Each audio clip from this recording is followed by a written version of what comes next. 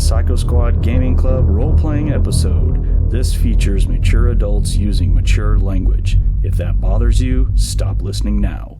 Enjoy our game and remember, alter reality on a regular basis. Greetings, gamers! This is Mr. Martin from the Psycho Squad Gaming Club. It's Sunday, and we are bringing another gaming session back to y'all. So today we are going to be playing Palladium Fantasy, but we've had some people change-ups for schedules, like my son can't be available, Greg's working a lot and stuff, so we decided we'd put together another Palladium Fantasy group, and so that way we can continue doing Palladium Fantasy, but we'll have another group off on the sides for when different players can show up and everything. So this one's going to be kind of exciting. We've been looking forward to this for a while. In short, basically this is kind of like an evil group for Palladium Fantasy. So we'll see how this works out. So let's see what happens. Let's go through our people who are here today. Everyone's online, so we've got Nick who is online. How you doing, Nick? Yeah, I'm doing good. Glad to be here, and I'm excited for this one. This is going to be awesome. Yeah, we've been talking about this for a while, so yeah, we all kind of jumped on the characters and said, I want to do this. In fact, I'll give a quick shout out to my son Thomas. He's mad that we're playing this game, so he's like. He was at the bowling alley on Thursday, and he was all like, God damn it, you guys are playing an evil group without me? I'm like, hey, you're not available, so we got to pick another group. And he was like, but it's an evil group! So I was like, suck it. So This sucks to be you. Yeah. Be evil in the Burbs game. And then we got Lance who's joining us today. How are you doing, Lance?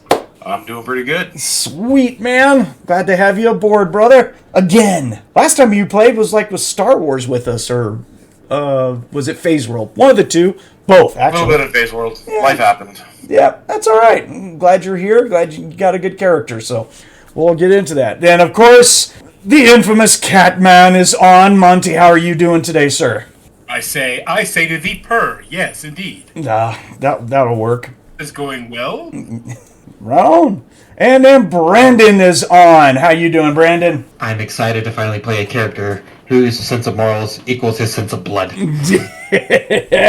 Sweet. There we go. All right, so I'll have each of you just go through your characters, talk about them, and I'll follow up at the end and give some background information of where we're at and, everything. But let's just take a few minutes for each of you. Monte, that means a few minutes, not, take a break and listen to Monte's story time for a while. So I have to pick on you, Monte. I have to. Yeah. Means I'm doing my job right. Yeah. So introduce your character's name, race, occupation, the OCC and stuff, whatever little quirks you want to give out, maybe a physical description. Let people know what you're playing. We're going to start up at the top here. Nick, you are first. Tell us about your character, sir. And first, his name is Dakka. He is an ogre, mind mage, with the alignment of anarchist. He is 9 foot tall, husky, not very pretty to go with. Typical, he's got long braided hair, dark brown eyes, huge canine teeth, roundish eyes, brown to be exact. He's fairly young, around 25, but he does way more than the average ogre should. He does and dabbles in psychic. A lot of his background is he did not know he was psychic, came upon it, was taught in a specific city. At one point he came across some elves beating on a little goblin. He saved the goblin. Now the goblin sticks with him. The goblin is Grix, and he is my cook, my slave, my butt scratcher. You name it, he is. Carries my shit. And he's pretty cool. He's ugly as fan as well. No combat ability, but a bow and a blowgun. But Dakka don't care. Dakka's like, as long as you cook for me, you are part of my group. One of the things that Dakka fears is rats and mice and female witches. We actually rolled that just for flavor. But yeah, he's going to be fun to play, and I can't wait to get him deep into this. Right on. Good character right there. We'll move next to Lance. Lance, you're up. Tell us who you're playing today. I'm playing Krogark. I'm Ogre Wizard. Some say that ogres are pretty ugly. I got to admit, I look around, you're all pretty ugly. That's for sure. I'm a little smaller than average, only about 10 feet tall. My goal in life is the eradication of humanity. I think they're a disgusting plague and they don't find balance in the world. And as for hair, I keep it glorious and bald. Gloriously bald. All right. We good? Right on. Cool. Next we'll go over to Monte. Monte, tell us who you're playing today. What I'm playing today, her name is Nikko. She is a coyote. She is a smaller cousin to the previous species known as wolfen.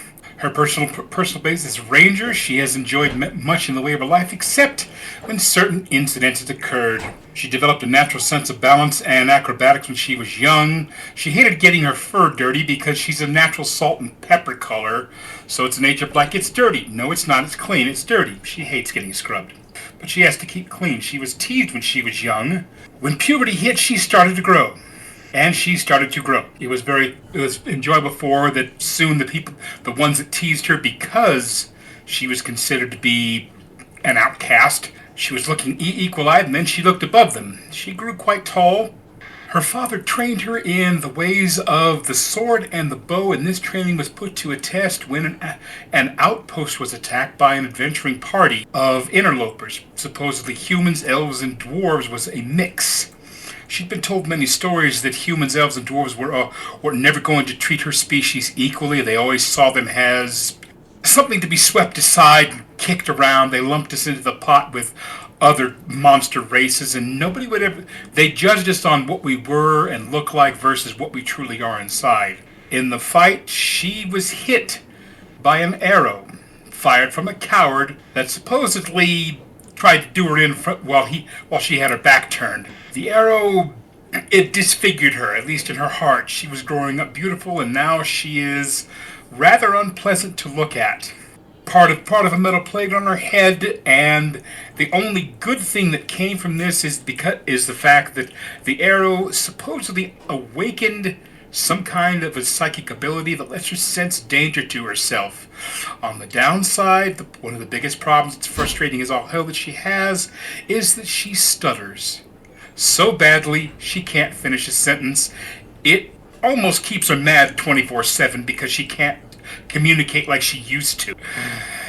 She's quite young, only 19 years old, and she has decided that once she got strong enough, she was going to go venture and see the world and try to make life better for both her and her parents by what she can earn in glory and money, and find the short little bastard who backstabbed her.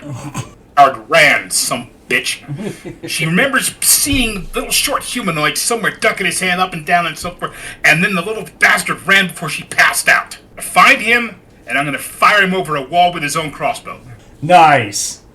Excellent. Thank you very much. And then last will be me, but next is going to be Brandon. Brandon, tell us who you're playing today. One of the ugliest sons of bitches you'll ever see. I am playing Slagjah, the Orc Paladin of Onher. For the glory of Onher. His face is horrendously scarred from a bad alchemist flying dragon incident of fire and crashing. As a result, he is terrified of heights and flying anything. And he wears his hair in a long black ponytail, but his face is always covered by a mask like that of a lion's visage to represent his god. Comes from a small logging camp a bit south of where we're starting, maybe about 70 or so miles.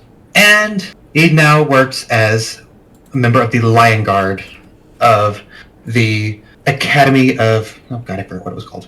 Academy of Mystic Defense, serving under the Shrine of Onher.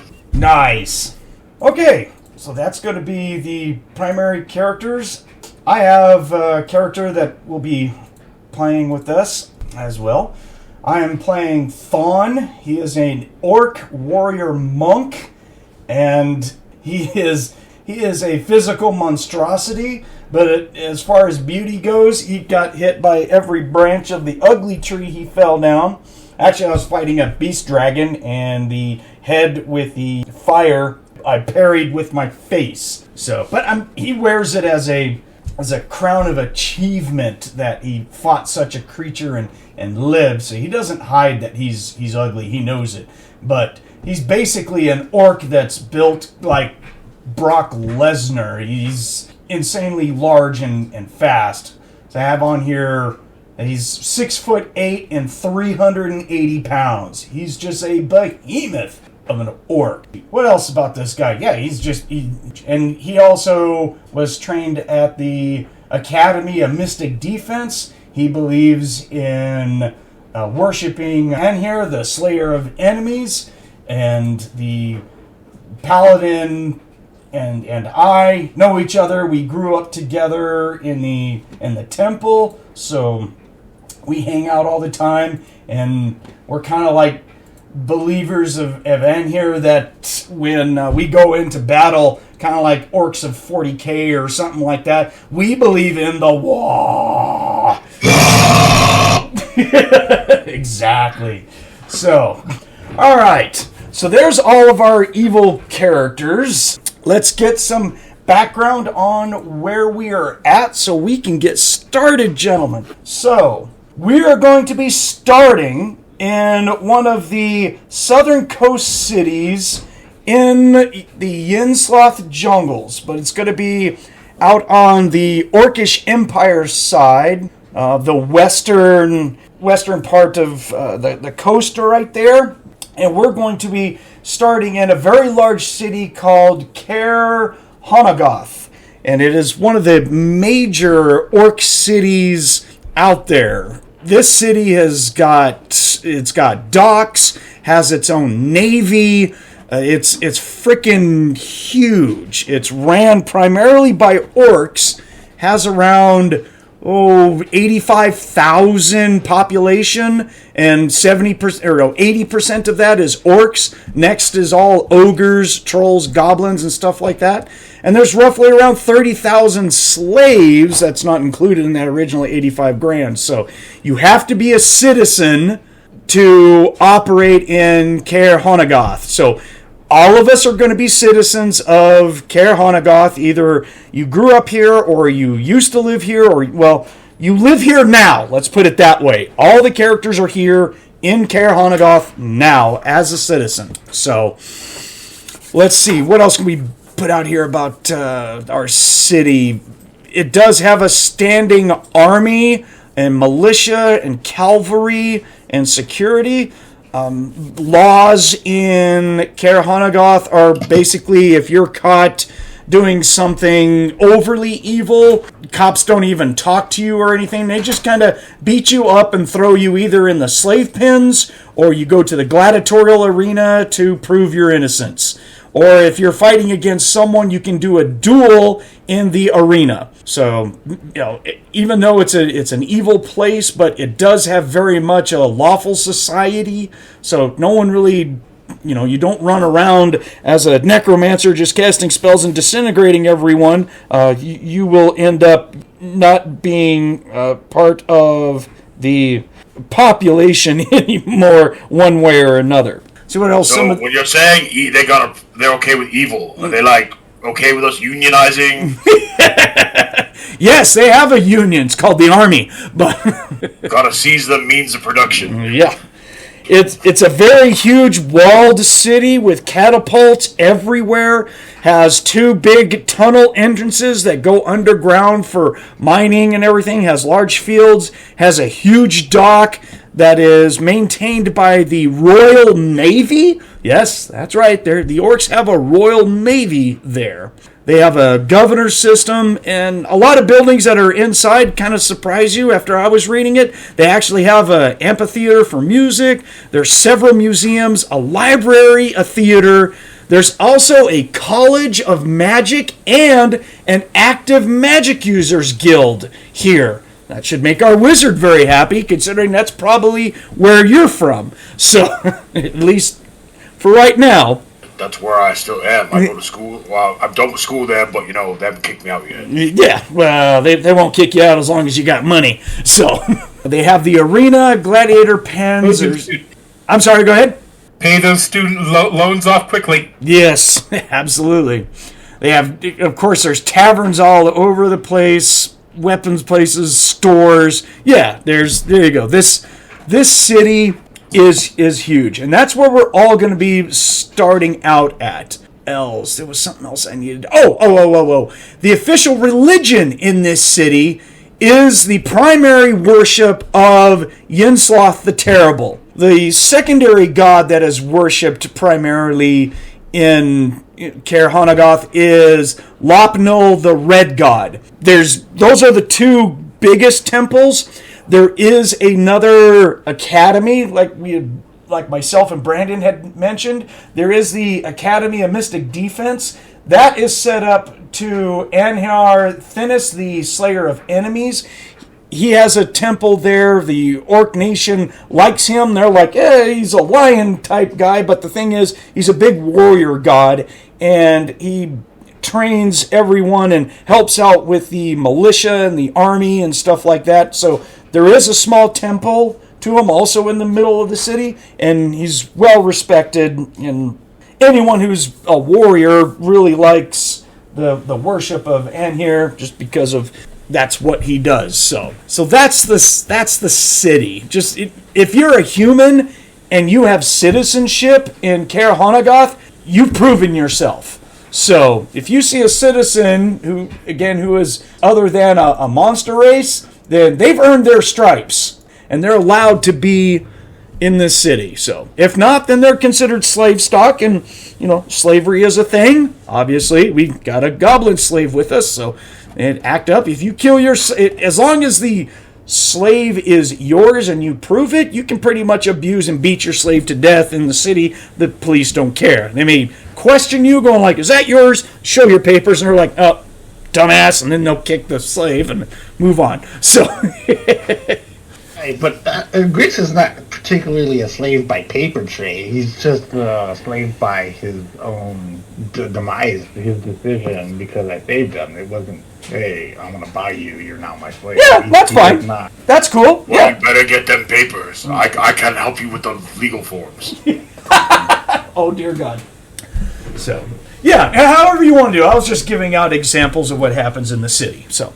Whether or not we all know each other doesn't matter from our backgrounds and everything. It seems like the only two that know each other are myself and the Paladin Slagjah. So Thonn and Slagjah know each other. They kind of call them each other brothers because they've grown up and trained together at the temple. Everyone else, you're obviously in Caer Hanagoth. You're looking for jobs. Everyone is going to get hired by one Thumis Narlak. He is an orc male wizard, and he's known to be a famous collector in the city. And he's looking for people who can guard a shipment of items that he's collected, and he's selling it to another collector up north. I'll put his name in the chat for everyone so they can have access to him. So he wants a shipment to be guarded that is going to a small trade town, Narika, about 200 miles north of Caer Hanagoth, and this stuff has to travel by boat. So we're going to have to. He has hired a ship, and it is going to be loaded up. It's just a couple of crates, but everyone is going to be. The contract is going to be paid out as 2,000 gold to each person upon the customer receiving the goods, and we will get paid by the customer when we get there. And then we are basically cut loose at that time. There you go. That's the job. So I can handle it. Yeah. So right now, so we can get into this. let's get things going. Just imagine, if you will, a dirty, nasty, stanky kind of dock area. I mean, it's ran by orcs, so I mean, you're not looking at a dock area that is obviously done by well-to-do elves or dwarves or anything. They suck. So, but the dock area is huge. Inside the city, there's going to be a tavern. Kind of imagine, like, if you're taking this camera kind of vision of how things are going. You got this camera that's looking over this dirty city ran by orcs and everything. And it just kind of slowly pans in on this beat up building. Looks like it's probably put together almost every day. This is going to be the Tavern of the One-Eyed Orc. And as we focus in onto the tavern, you can hear, there's music and lots of orc yelling and all kinds of stuff that's going on. And as we swing in, it's starting to get a little bit rowdy. And that's when two orcs will stand up and they bellow out a war cry at the same time. Wah! At that point, everyone roll initiative. So initiative is going to be to the right of your physical prowess. It's a D20 and add your initiative. I already got Thonn, so let's go up to Nikko. What did you get for your initiative? Between trying to move something. Well, you have a +5, so a D20 +5. I'll circle around back to you then. Okay, grand total of... grand total of... It comes in, sir. 21, sir. 21. Excellent. Thank you. Dakka, what'd you get? I got a 11. 11. Excellent. Grix, because he's here as well. A 10. 10. Excellent. Slagjah? 25. Jesus Christ. That was a nat 19. Holy crap. Yeah. Damn. All right. And Krogark? 21. 21. Right on. Okay, so that's going to put us at attack 1, round 1. And basically what has happened is, in this bar, we are all going to be making rolls to see how drunk we are, because we are enjoying a whole lot of drinking, a whole lot of fun inside of a tavern. And yes, a bar fight breaks out due to someone insulting someone's mama, and the warrior monk and the paladin go, yeah, that's it, we're punching some faces. Give out a war cry, and we're facing off against 6 pirates that are just itching for a fight because they're all drunk as well. 2 human pirates and 4 orc pirates.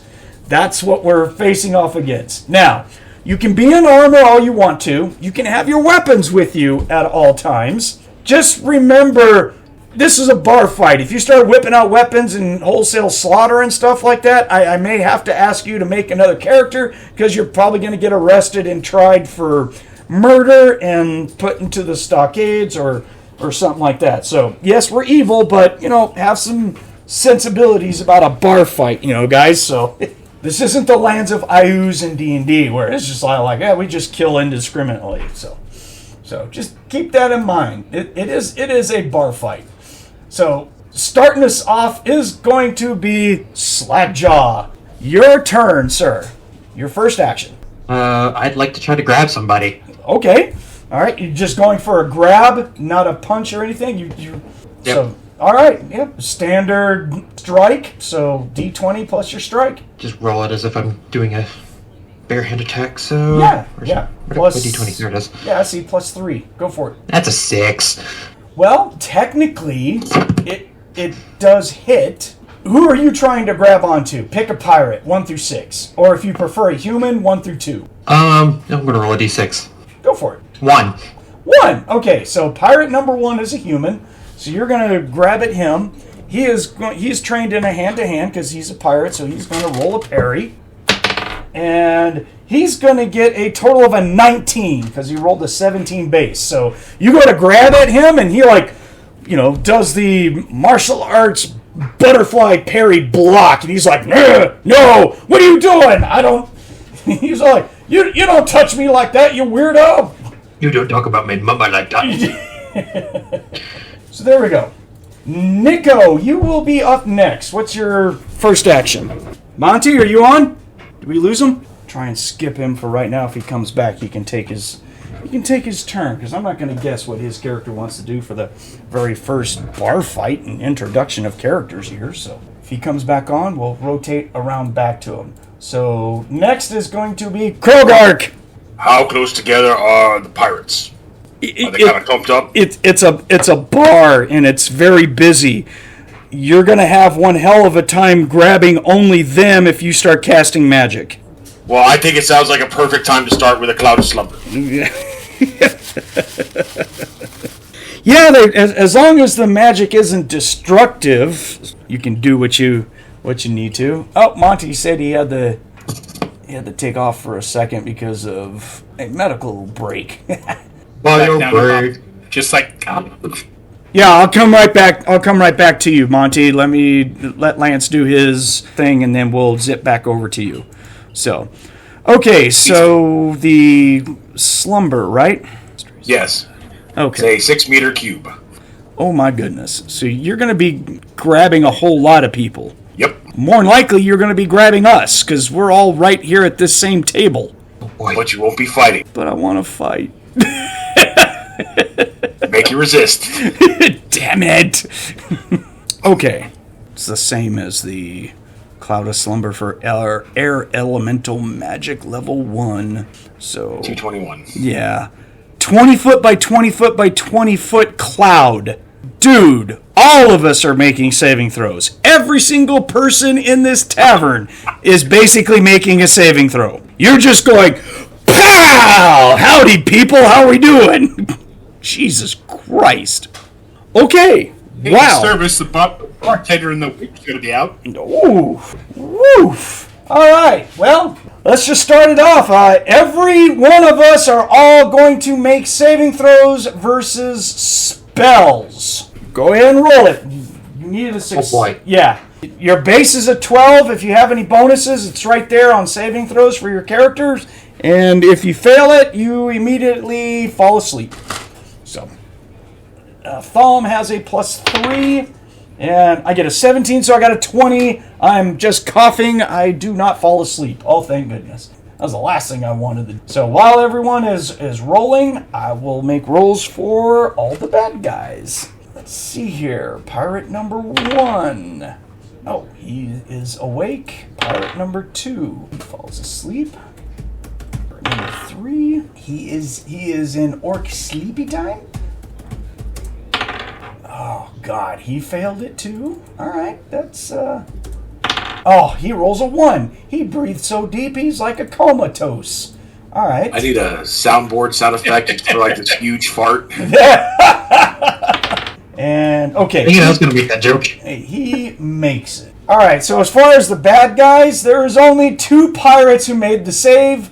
4 of the other pirates, including a whole lot of patrons all around here, all just kind of go like, and they just all start to pass out and fall down and everything. So Thonn made his saving throw, so he's okay. Nikko, what did you do? Oh, let's see. She is by this chart flat on the dice. No, she has a She's gonna get over +1. 12. You have a +1. Not listed. You have a +1. Okay, then she made a total of dirty 20. Okay, so, yeah, the ogre farts out a big nasty green cloud and people start passing out, but you are okay. Dakka, how about you? What'd you do? 11 plus 3 is 14. Ah, you are just fine. What about Grix? He falls asleep. He has no bonus whatsoever, does he? Yep. I rolled a 3. Oh! He breathed deep, didn't he? Yeah, he's also less than eye level. He hits his forehead on the tabletop. Bonk. like a kid. Slagjah, what happened with you, man? Dirty 20. Oh, nice. So you are just fine. And He might sneeze a bit. yeah, and Krogark, it's your spell, so you're. I don't. I barely made it. Oh, okay. Well, I don't typically have you guys roll if it's yours, but this is a big area effect. I would probably say yeah if you're within the area of effect, but You just did big stinky fart cloud at range 0 on everyone. You're just like, well, this might affect me, but we'll see how hilarious this is. So Now the important thing. oh Did the boy, bar pass out? did the what? The bartender. Oh, well, I'll roll for him. Sure. Actually, the bartender is out of the area of effect. All right. They're against the far wall. So, I will say that there's like 4 servers that are in this area, and one's like dead. She rolls a 1. That one's saved. That one's saved. And that one's saved. And that would be okay. That would be like the. She rolled a natural 20, so she's just all like waving her hand, going like, "Oh, come on!" Yeah, it's like, again. Jesus Christ, what's wrong with you people? All right, let's go back over to Nikko. What would you do your first action? What's left to play with now that this smell is sort of out of the air? There's a human. We had people that was kind of fun. There is a human pirate that looks like he's trying to engage in grapple with the Paladin. And there's an orc pirate that is okay. He hasn't done anything yet because it's not his turn. So no one's done anything to him. It's going to boil down to the Zeus handful. Let's see how it goes. I'm going to keep the extra chair handy as I need, just in case. See how this works out. This is interesting. And on the chair, it's like, okay, then somebody mess with me. I'm just here to sit down and take it easy. But no, someone has to start a fight. All because somebody farted about their mother.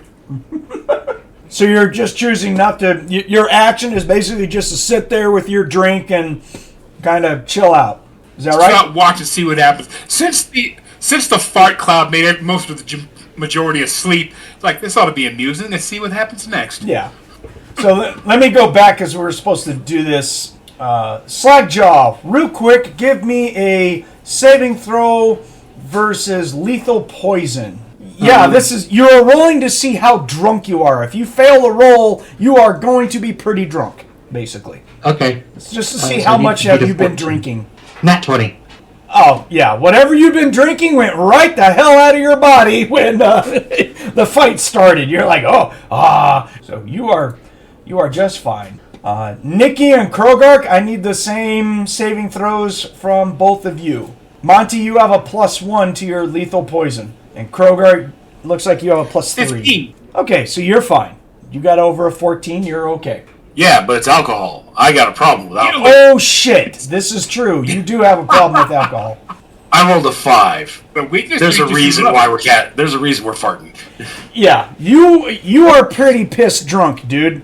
In fact, if it comes down to any skill use or combat, you are -2 to strike, parry, and dodge. And trying to use any skills is about a -20 right now because of the fog that's in your brain from alcohol.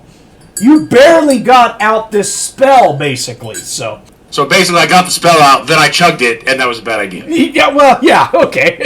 Yeah. You're like, oh God, what the hell happened? And I'll get to that when it's the bad guy's turn. That's Krogark. So Nikki, once again... component of that spell of bottle? Nikki's just hanging out, going like, all right, this some. She's getting.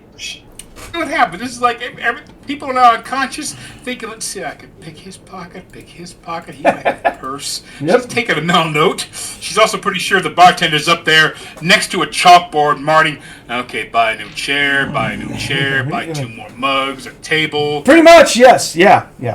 Okay, so Thonn is going to be next. Let me do I pass out? Oh no, I already rolled. He's okay. I don't pass out. How drunk am I? That's a good question. I have a +3.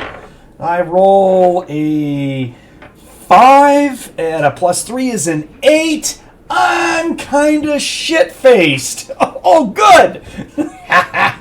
Right where I want it. I'm feeling no pain. Even more reason. Yeah. There is a special drink that this establishment serves. It is called the Gut Burning Acid Drink. Yes. And I've taken a fondness to this drink. I think it's absolutely awesome. So, what? Yeah. I'm going to drunkenly run at... I'll be at a -2 to strike, because I'm big and dumb and drunk. He is going to run at and tackle the orc pirate that is standing there. You! What did you say about my buddy's mama? And I rolled a 2, and at a total of a -1, I get a dirty 1, and I fly forward and bounce off the table and feet over ass land on my back, looking up at the ceiling going, woo! Woo! All right! It's a good day, Tater. Ow! I think you shipped on your own pride product. No, that guy threw him. I saw it. That guy threw him. Someone did something. Nah, heat body. All right, Dakka, you are next, sir. How drunk are you? I would say that he doesn't drink because of biotics. Got to keep his mind clear, but he is a big booty, so. Okay, so you're not partaking of the drinks that are being passed around then. If he does, he has one drink and he's been sipping it the entire time. Good enough. Good enough. Okay. So no roll required. That's good. And you made your saving throw against the giant green fart cloud. Right, barely. So I'm kind of sleepy, but I'm not. I'm still awake. The one pirate that's up, I am going to stand up, get on my chair, and just do a flying body tackle on this guy. Oh, Jesus Christ. Okay, you are a straight-up die roll. Straight up die roll. Yep. You don't have a physical... Your physical prowess of 12 does not give you a bonus to strike, parry, and dodge, so... And 10 on the die. We're all first level, so... Yeah, 10 on the die. 10. Alright, so technically that is a hit. He sees you coming, he's just like... What? He's gonna roll to dodge. Okay, so with his natural 20, as you fly at him... Somehow, some way, he leaps over you, plants his feet into the middle of your back, and forces you down on the table. The table splinters and crushes and everything, and you end up face first on the floor through a table. Yeah. Sorry, dude. Natural 20s suck. So, yeah, you're like, really? Let's see. This is a human? Well, it depends. Was it against the orc or the human that you were going after? Whoever was standing, you said there was 2 left, right? Yes. He just got up on the table and just jumped. Pick one. Number 1 or number 6. It's up to you. We'll say 6. 6. Okay, so that's that's the orc who just... Yeah, so he's now had 2 people jump at him and fail miserably. So, yeah, but... There's big dudes all over the place. And you make an impressive thud when you go through that table and onto the ground, man. You're not a small guy. Crunch. There's a whole lot of splinters. Grix is passed out, so next is the pirates. How drunk is pirate number 1? He's not drunk at all. He gets a 19. He's fine. He is going to... double axe handle, as in he balls up one fist over the other, puts it over his head, and brings it down on the head of Slagjah as he's trying to double axe handle punch Slagjah in his big, ugly, goofy face. And that's how he says it. He's a big, ugly, goofy face. Holy shit. And he's going to hit. Would you like to parry, Slagjah? I would. Okay. See, I've got a +5 here. Yep. It's just off your straight hand-to-hand, so. 21. Okay, tie goes to the defender, because that's what he got, was a 21 as well. So, right when he brings it up, you put your palm of your hand right in his hands, and you just stop him, and he's just like, You're like, no. Okay, it's pirate number 1. We used an attack. Pirate number 6, he's the orc. He's standing on an ogre, laughing at the Ogre who tried to jump at him, and he's going to do the equivalent of a kick, which is more like a boot stomp since he's right here. So he's trying to stomp on you, Nick, on the back of your neck. Cool. He rolls to hit, and it's successful. He gets over a 4. Would you like to parry? No. You're trained in a hand-to-hand, so you can parry. Doesn't take an attack. Does not take an attack? No, you're trained in a hand-to-hand, dude. You can parry for free. Okay, that would do it. Yeah, you have basic hand-to-hand, so sure. Yeah, and you have a +4 to parry. Go for it, dude. 10 on the die, +4 is 14. Okay, you manage to roll out of the way as he brings his foot down onto the floor. He got a 12 total. So you just roll off to the side in a parry, and he's like stomping the ground with all kinds of mean intent. You're like, oh, it's gonna be like that today, is it? And Grix is done, so that'll be it. We'll go back up to the top for the second attack. Slagjah, you are up. Second burst, same as the first. I want to try to grab this guy. All right, roll it. It would be an 18. Oh boy. Roll his parry. Oh, 17 total. Oh. Very close. Thanks for putting your hand in my fist. You will effectively have him grappled. You're like, arr. Okay? Nikki, your turn. I know that the captain and his, the sixth person of his little group both say they're busy engaged right now, but the other 4 are totally asleep, right? Yeah, they've fallen out all over the place in various poses and stuff like that. Yeah, but they're effectively passed out. Yes. She's all part of her drink leaves on the table. She's gonna skirt around while these idiots are fighting. Gonna get to them and basically see what they have in their pockets, coin wise and so forth. Oh Jesus Christ! Seriously? Okay, yes. Very seriously. Okay, so you don't have prowl, so you can't sneak around and do it. I don't see prowl as that you took. So. It's not per se sneaking. It's a case of I'm staying away in case they start throwing stuff. Right, but prowl also try to attract attention. Prowl keeps you from being seen doing the act. Is basically it. But yeah, I just wanted to say that. So, and you do not have pickpockets. So you're just doing this. You're not hiding it. You just walk up to one of them and just start rifling through his freaking clothes, basically. Right? Did we lose him again? I don't hear anything. Yeah. I'm here. Okay, there. I hear you now. It was stuttering for a second. Sorry. Yeah. So basically... Yeah, that's what she's going to do. She's... Okay. Huh? Roll me just a single D20. No bonuses, just a raw D20. Teen. I heard teen. You broke up. Can you say again? You might have to type it. You're... 17. 17. Heard you that time. Thank you. Okay, so the first guy that you rifle through, you will find a small pouch that has got about 35 gold coins in it. He takes that, walks over to the bartender, looks at everything, and what's going to cost? Yeah, he's got a chalkboard, and he's making marks on the chalkboard, just looking at everything that's going on. So she stands there, look at that, seeing it. How much is it going to cost? And he's like, don't know yet. They're going to pay for it. Yeah, he's like, don't know yet. Fight's not done. And she'll keep that bag and just stand there waiting. Okay. Put it on the counter near him, and then just sit there, just leaning like this is going to be fun. Man, that is a lot of movement at one turn. I was hoping to go talk to the bartender. Oh, yeah. Yeah, it's a bar fight. I'm not too worried about it. Technically, she's not going to make it all the way over there and talk to him, but I understand the intent. So, Krogark, you are up next. Your turn.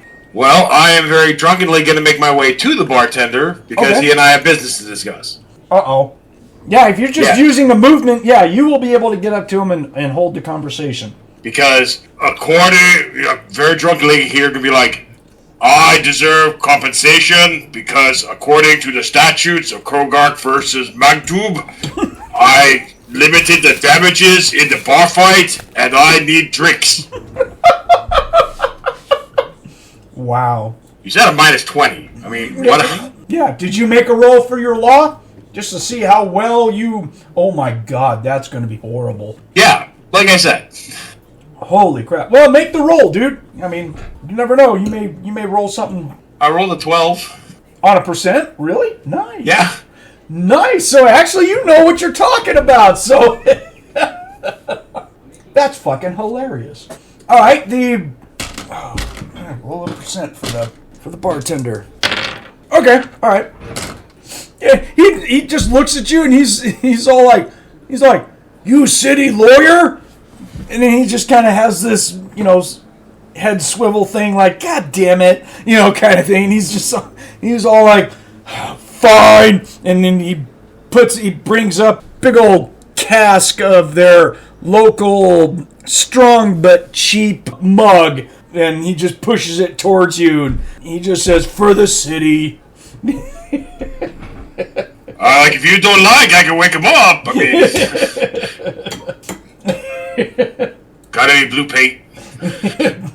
Alright, so moving on. Thonn is next. He's on the ground. I'm going to roll a balance to try and do a kip up and be cool looking like it, because I'm a monk with gymnastics and all that shit. So we'll see. I got a penalty. This ought to be fantastic. Oh gosh, that takes a die bomb to a 35. Alright. Ooh, 21. Right on. So he's going to kip up. Now he's standing there.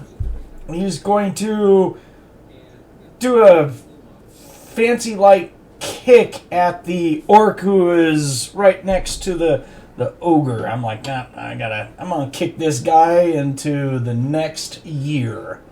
We'll try that. See if that works. Total of a -1. It's a -2, so I get a total of a 10. He can parry. He's going to try and parry. Oh, he got a 5. Right on. He did not parry. So I'm going to put a large foot in his face, which is 1d6. Go plus his strength modifier, which is a plus, oh my god, plus 17. Yeah, he's got a 32 strength. When I said this guy looks like Brock Lesnar, I meant it. He's a beefy orc. So he takes 20 SDC of damage.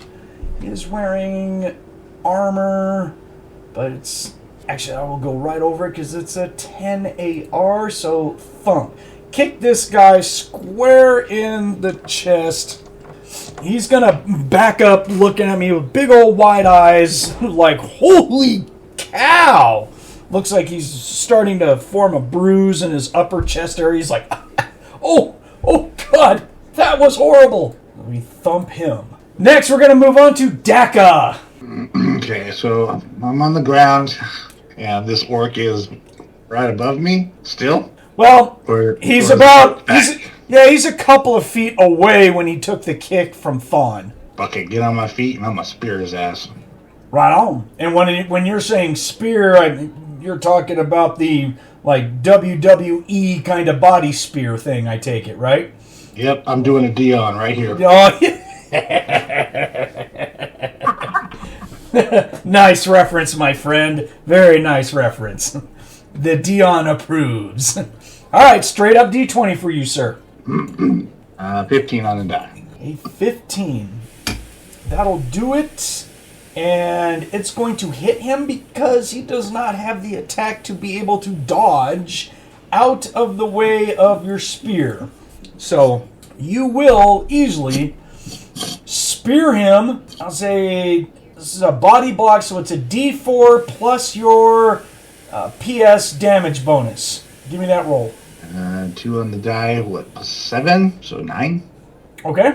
So he takes 9. Alright. So you spear him. Both of you are going to end up prone with basically you on top of him holding, roughly kind of holding his midsection. Yeah, you knock him prone immediately and he goes down. And you hear him just kind of go like, and it almost sounds like maybe something spinal-wise may have cracked or moved in a way that wasn't supposed to, because he took hit points and damage, because my kick wiped out all of his SDC. So you, sir, have put a serious hurting on him. I'll fold him in half and take him into a chair, table, I don't care. Whatever. Oh, yeah, no, you're just like, boom! They make a non-lethal poison save. see how badly hurt he is, because he took a significant amount of hit points, more than half, so there could be something broken. So I'm going to roll against his lethal poison, and he'll get his physical endurance, his poison and magic save, basically, to go against that. It's only a +1. And nope, he makes it. He gets a 14 on the die. It's a total of a 15. So he's nothing's broken, but he's coughing up blood, and you put hurting on him. And again, both prone. So Grix, we don't need to worry about. He's that little bastard's asleep underneath the table. The sleep lasts like minutes, hours, what? Cloud of slumber. 4 turns. 4 turns. Okay. 4 melee rounds per level. Oh my goodness. That'll be a while. Yes, that's a minute. Yeah. Alright, so now it's the pirate's turn, which only have 2 of them. There's the human who is being grappled. He is going to do, it's a strike versus a parry from you, Slagjah, to try and get out of the hold, is what he's trying to do. Okay, so kind of like a contested roll type. Yeah. It's just a normal strike, basically. He's just doing a strike maneuver to get out. He has a +2. Oh dear goodness. Yeah, don't worry. He only got a total of a 4 with adjustments, and that will. You got to get over a 4 in any sort of melee type action. He doesn't make it, so he tries to power his way out, but your leverage and everything was too good, and he doesn't make it. He just kind of flails around like a fish. I even made it easy for him because I rolled a 3, but I have a +5. Right. Yeah. And then pirate number 6, our orc, who has taken hit points and damage. He's just like, oh, goodness gracious, are you kidding me? This is ridiculous. He is going to... He doesn't have to escape because the spear is not a hold maneuver or anything. You just spear him and knock him down. You just happen to be kind of like on top of him. So he can use a movement to squirt out from underneath you and stand up, holding his midsection. He's coughing up blood, laughing his ass off. He thinks this is funny as shit. Best day ever! Kind of. And, excuse me, we like the coffee. Okay, he is going to drunkenly swing a mug of whatever that is around. He grabs a mug and swings it down on top of Dakka's head. Very good. And he will hit, so Dakka, you can roll a parry if you'd like. 13. Oh, tie goes to the defender. Good job. So he brings it down, and you bring up your big meaty hand, knock it out of the way. And it goes skittering across the floor and busts into a whole bunch of pieces because it was a ceramic mug. You fight like a girl. Okay, that's it for that attack. So back up to the top. This is the third attack. So Slagjah, it's your turn. You actually do have 3 attacks, so you can act. So what do I need to do to make this guy stop? What? I mean, is it headlock time? You have him grappled, so yeah, you could put him in a headlock. I mean, there's tons of stuff that you can do. We just got to make up the rules for it. Yeah, I want to put him in a headlock to see if I can just try to break him, but right, you're basically going for a hold is what's going on. Okay? Yeah. Right. Monte's going to reboot. That's cool. So what you're doing is a neck hold. You're trying to do a neck hold on him. So yeah, and the only way to get out of hold is you roll your basic strike. It's basically a physical prowess, but it's basically the same as a strike. That's what I was doing last time. So so you need to do a standard hand-to-hand to establish the hold, basically. Okay? Okay. 16 plus 3, that is a 19. Oh, dear goodness. All right. He's going to do the equivalent of trying to parry. He needs to beat a 19. He gets a 16. That was close. So you get a neck hold on him, and you just squeeze to make him pass out, basically. Right? Night. Okay. So that's going to be because of the nature of this, it's a non-lethal poison, so he has to roll over a 16, is how I'm going to rule that. He gets his bonus for poison magic because that's based off his physical endurance, so he gets that bonus against it, which is only a +1, so he needs to roll a 15 or up naturally. Oh my gosh, he rolls a 19, so you cause his eyes to bug out and he starts foaming at the mouth, breathing heavy, but he doesn't pass out. Go, night. Yeah, you go night. He's like, I will get the ogre to part again. Don't make me put your face up against the ogre's butt. Hey, you might like it. Whoa. Wah! Okay, next will be Nikko. Monte is out. Are you still with us, Monte? Did you reboot?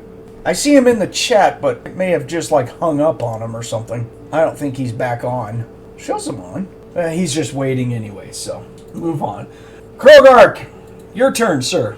I had my 2 actions. Oh yeah, that's right. I was just about to check that until you said it. And there Monte goes. Okay, so all right, so you're out. Thonn is next, and I have 3 attacks. Who needs help? So he's got him in a. Oh, he just swung a mug. Oh, it's the same guy. He swung a mug down onto my buddy. You know what we need to do? Oh. We need a Dudley Brothers this thing. I am going to do a jump kick. Basically, I'm just jumping at him and putting both of my feet into his chest. I'm just like, wah! Oh, I can't. The jump kick must be the character's first attack in the melee round. Damn it. Can I do a leap attack? I don't think I can do that because I think you have to gain that through hand-to-hand later on. Yes, you do. Doggone it. Well, I'm going to do a fancy kick. That's all. All right. Here I am again. It's kind of like a jumping kick, but it's not all the extra bonuses of a jumping kick. It's just like a standard kick. I'm just flavoring it to make it sound better. Kicking at this dude at a -1 on the die is a 10. Again, it's the exact same thing that happened last time. He's going to try and parry, which he rolls a 1. He just looks at it. He's like, hey, are you coming at me? So, this is going to be bad. So, since he rolled a 1 on his parry, I always do it to where it's like a max damage kind of thing, because it's a 1. So that will be 23 points of damage. Oh, gosh, I'm going to crush this poor guy. Oh, Jesus Christ. Oh, shit. This guy's about to die. Oh, no, this is uncool. So is your warrior monk about to go to the arena? No, I'm going to pull my punch. So I can do a pull punch. I have a +3. I need over an 11, and then I can choose to either do half damage, quarter damage, or a single point, or no damage at all. So I'm going to use pull punch to keep from killing this guy, basically. And I roll 9, 10, 11, 12. I get a 12 on the pull punch. So I'm going to say quarter damage. That will be enough that this guy's going to be out for the count on the ground with some broken shit, more than likely. Make a saving throw. And, oh, shit, yeah. He's got some broken ribs and shit like that. I rolled a 2. He got crushed. But I'm not going to kill him, so that's the good thing. If there was a good thing, that's it right there. All right. That was Thonn. Monte, I see that you jump back in. Are you good? All right, then I am, sir. All right, cool. Let's swing back up to Nikki. What would she do on her turn? You have 3 attacks, so you can actually act this round. Other than She would have completed. really, you're kind of holding this conversation with the bartender at this time, but Yeah, doing that bit, sitting there holding the bag, got 1 coin, she's flipping, and just watching these guys make fools of themselves. It's like, she's thinking to herself, I'm not really a fighter. I'm a scout and so forth. I can fight, but I'm not going to be stupid about it. This is also fun to watch. yeah. Hey, those guys unconscious. Go put them in a pile. It'll be funny. She's like, actually a funny idea. She's going to do that. Put stuff down, goes back up, pockets. Now hold on. You've used a lot of actions all at once. I'm trying to get you caught up, but let's not get carried away here. Jesus. This is what she will plan to do because she'll think it's actually amusing. All right, cool. So yeah, part of I'm just automatically doing that. Part of this action is you talking to him from last round because you did a whole bunch of stuff. I'm just trying to get you into the time continuum of the rest of the people there. Works for me. Yeah. So yeah, you're making this conversation. I rolled for the bartender, and he's actually gonna look at you, give you a little side eye, little bit of a wink, and he's like, "You wanna work as a waitress? You got the right size of goods, make a lot of coin." Actually, stops for a second and thinks, I never thought of a waitress thing. I'll get back to you on that. she's thinking, I thought about that. She's still pretty hefty. It's her mind's going to wander for a minute while she's holding that bag, just for that coin and thinking, you might be right.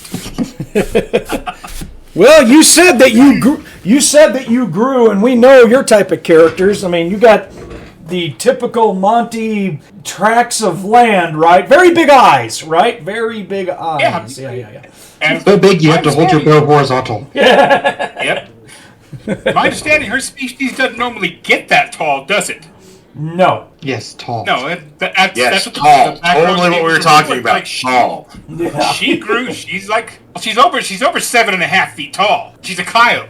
Yeah. Yep. But you missed what I was asking you about, or you may not have. I'm just saying. Oh no, she didn't miss it. Okay. The bartender said that, and she looks for a second. It's like, looks under clothes and says, Monte Catman trademark. I guess I did. Oh, trademark. Okay. All right, then. Standard issue. Yeah. Cyole's the size for a Cyole is 6 to 8 feet anyway, so yeah. You are pretty tall, so that's a big bitch. Yeah, but she liked it. Cool. All right. So you're talking to him and having that interaction. Thonn just went. So Dakka, you are up next, sir. The orc is unconscious in front of me, or to the side. Yeah. Do you have 3 attacks? Yes, you do. Okay. Just making sure. Yeah. Cool. Do I see his gold pouch? You can search for it. If you don't have prowl or pickpockets, so you'll just it'll be very obvious that you're rifling through the guy. Is that what you want to do? If I don't see it, then I'm not going to do it. Yeah, you're not going to see it immediately. No, they kind of tuck that stuff away. They're pirates. Yeah, then I might get up and head back to where Grix is at and try to cover, protect the table that we're at. Okay. Sounds good. Grab a chicken leg, start eating on it. For you, it's a turkey leg, one of them big suckers. Hell yeah. We grow some big turkeys out here in the Orcish Empire. Our turkeys are about 150 pounders, so... You're ostrich. That's a horse for a goblin. Fix to say, I think we have ostriches and mini ostriches. Yeah, this is true. Yeah. Yep, more than likely. So, just go grab something. Cool. Grix, we don't know where... Pirate-wise, okay, so a guy in a headlock, it's all that's left. So he's going to try and get the hell out of this hold. He's had enough of this crap. He's like, hey, you stop standing on my neck. So stop talking bad about me, mother. Okay, so you get your physical prowess bonus, and he gets his, and that's how... Technically it goes. I was doing strike and I was just reading it and I realized that I was adding bonuses I shouldn't have, but that's okay. It's alright. But your strike is a +3, same as your damage. So roll a d20 and add 3 and I'll roll a d20 and add 1 for him and whoever's highest wins. Oh, fuck. I hope I didn't make it too easy for him. Oh, Jesus Christ. No. Even with your bonus, unless you rolled a 1. Did you Brandon the roll and roll a 1, Brandon? No, I got an 11. There's 2 ones in there. Oh, okay. A 1 that brought a friend. I rolled a 2, so it turned into a 3. So... Yeah, so he tries to power out of your neck hold. It does not work. You can either tap out or pass out. Okay, so everyone that should be round 1. We'll go up to the top for round 2. All attacks are reset. Slagjah, you are next. You want to just maintain the hold and do damage, or make him pass out? Yeah, I want this guy to go night-night. Okay, so you're just going to cinch up on him. It's automatic. You don't need the roll, and it forces a saving throw for him again. Is what's going to happen. And night-night, he rolls a total of a 9, which does not make a 16. He will pass out. Tapping out was not the option, I see. I just drop him on the ground. Well, you might see that as kind of heroic, maybe. I mean, you're just all like, props to you. You didn't tap out like a pussy. You know, I mean. Ballsy human. Yeah, it was a human. So yeah. So all right. So that's the end of combat. Take that out. Hey, we still have 4 guys that are about to wake up. We got to get them in a pile. Come on. Yeah, no. That's gonna get taken care of by patrons and everything. We're not going to do. We still have another 45 seconds. Yeah, we're not going to mass murder a bunch of dudes. Wasn't going to mass murder them. I was just going to use magic flypaper. Keep them where they're at. Oh, well, that's not a problem. Yeah. If you want to, move them off to the side and and do the super flypaper from hell, you can. I'm not going to stop. You can't tell me they're getting a saving throw while they're asleep. They can't dodge. Nope, they cannot dodge. You are absolutely right. Yep. Basically, the fight's done, so people are all happy. Thonn's standing there, just got done kicking this dude. He's going to throw his head back and give out a mighty wah. Wah! Your mic cut you for a second there, Brandon. Sorry. I walked away from my computer, so I couldn't kill noise suppression. You'll have to do your wah when you can. All right, here we go. There you go. All right. So the bartender, Nikko, reaches over and grabs the gold pouch and just holds it up to you, and he just says, "This should take care of it for their end," and and he pockets the pouch of gold. If they ask, tell them they already paid for it. So people start picking up sleeping bodies and kind of pushing them outdoors and stuff. You really don't need to carpet anyone. They're just going to get thrown outside and told to go back to their ship, basically. There's going to be several other pirates from outside who look like they're part of the same crew. They're going to show up in there and just see what happened, be like, "Oh, that's kind of cool," and then just clean up. Okay? So don't worry about having to do carpet. Everything's going to get cleaned up. Good enough? Well, all right. I was hoping we could do some carpet and pour some liquor on them and, maybe throw some flaming darts, but we'll wait. Yeah. So everyone starts helping out, resetting tables, and they take out chunks of the table that the Ogre went through, that our Mind Mage fell through. Everyone starts helping out, chopping it up, turning it into firewood, putting it into the fire pit. A couple of patrons go out a back door and bring another big-ass heavy table in. They have stock. They're used to it at this building, so...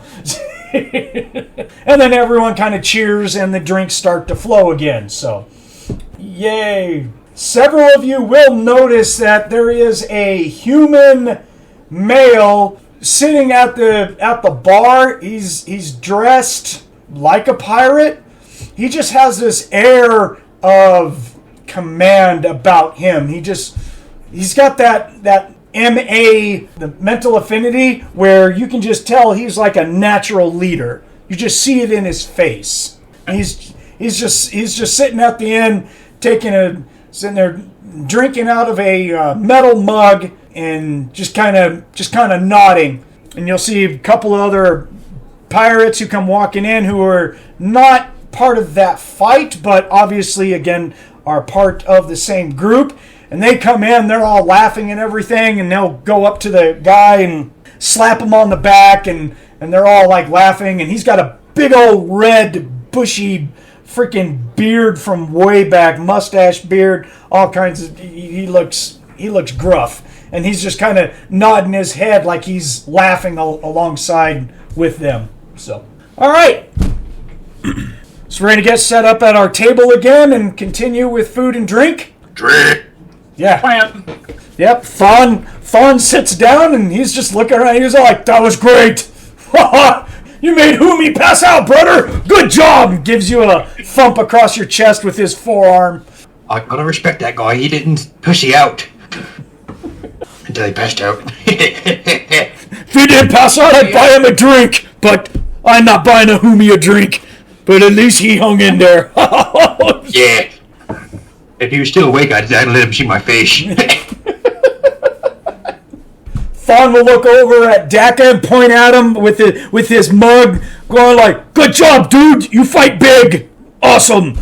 Oh, pound my chest. All right. Anyone doing anything of value around here?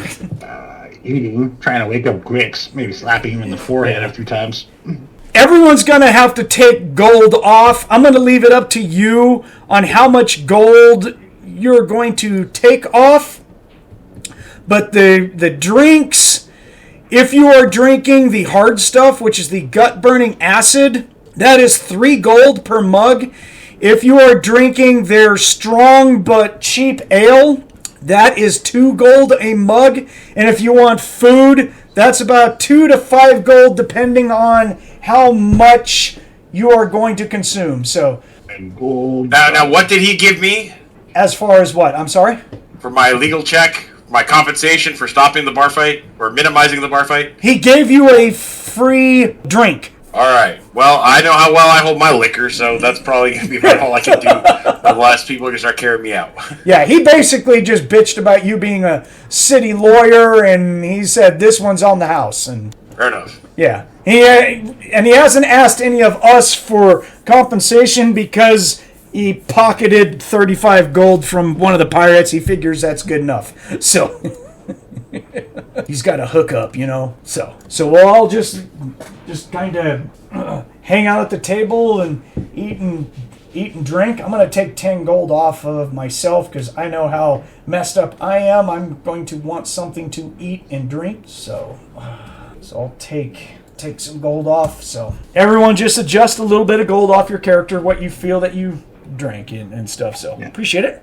Taking off 9 gold, a couple of drinks, and food. Yeah, good enough. Thonn and Slagjah just sit there and hold big conversations about, beating people up and thumping shit, and we're pretty loud. Thonn goes into telling stories about when he wrestled a Jotun giant and how he made him pass out the exact same way that Slagjah just made the human pass out. Yeah, he tells this story. Don't believe that one bit. You don't have to believe it. He says it anyways.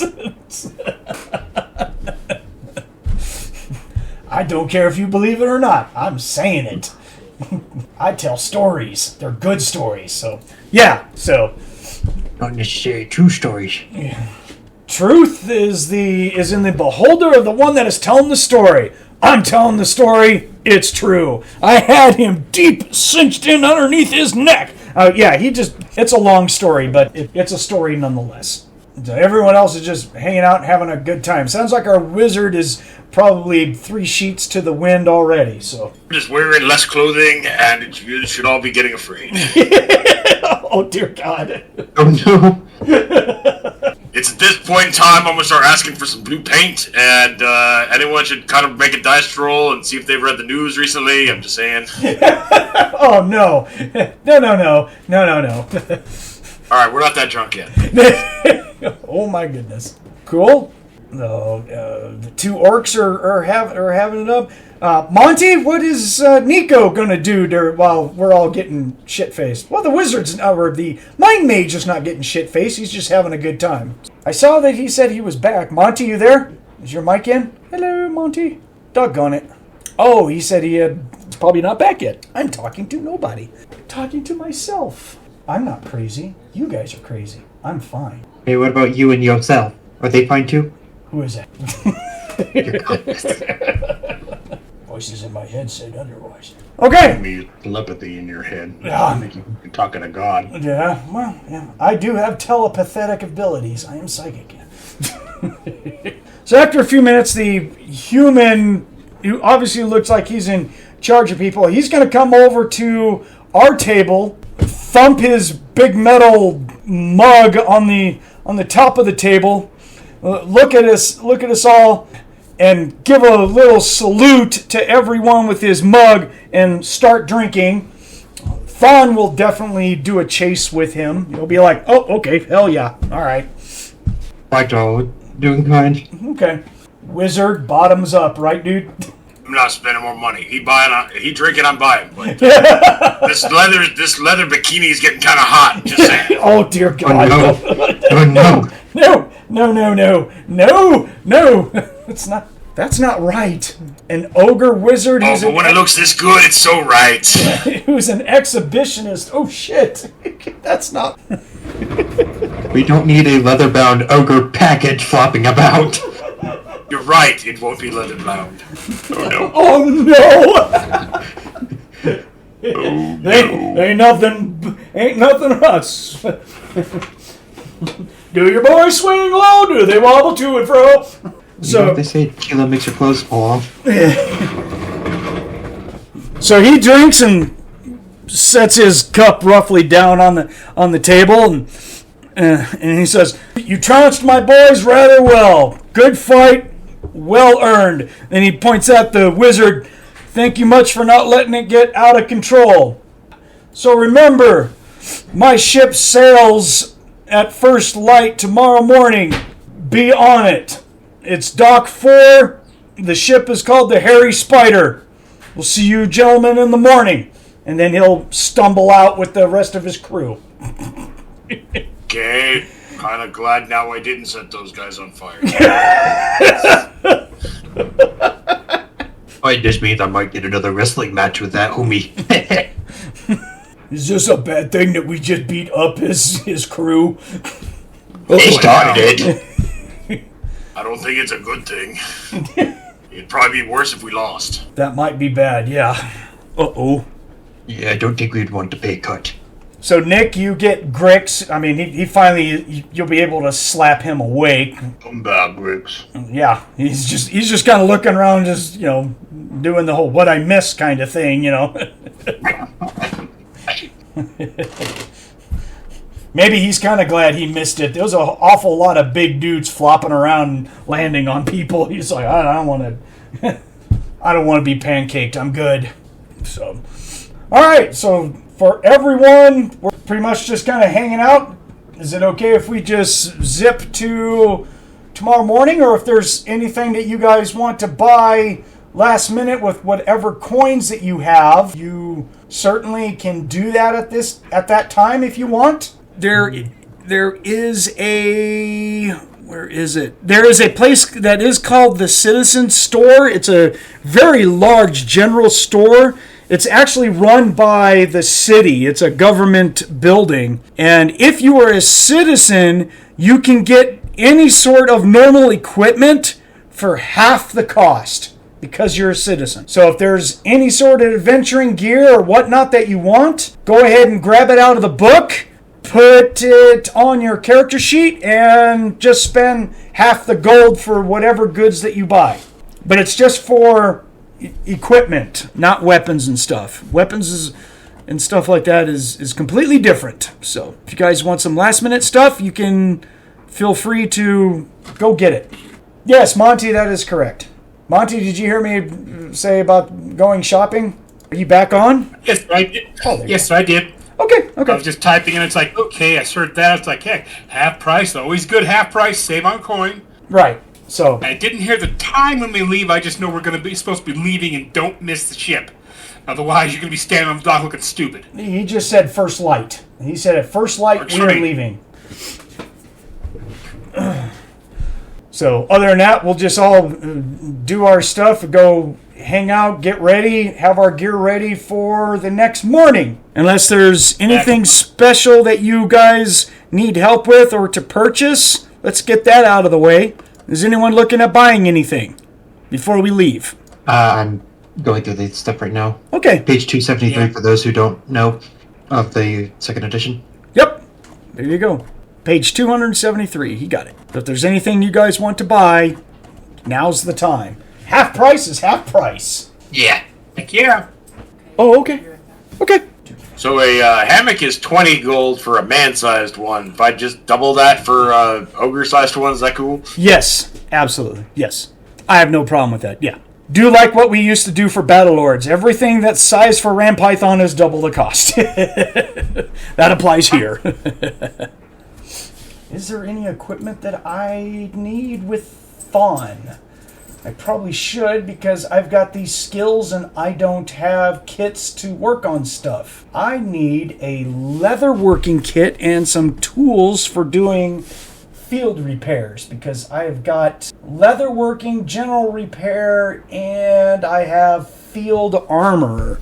So I can use some freaking tools. Now's a good time to go get those. So, yeah, make sure you guys go over your skills. If there's any equipment that will work with your skills, I mean, this is the time to do it. Or just the standard tools. I don't think they have them. I'm going to have to... They got containers, lighting, writing equipment, field equipment. Is it in field equipment? No. Edibles, beverages, fresh meat, preserves, miscellaneous. Yeah, you said this basic stuff, so we can't get anything unusual, like you'd have to go to apothecary or something to get poisoned and so forth. Yes, and we couldn't... You don't have enough gold for it right now anyways. They're thousands of gold. Yeah. So, yeah.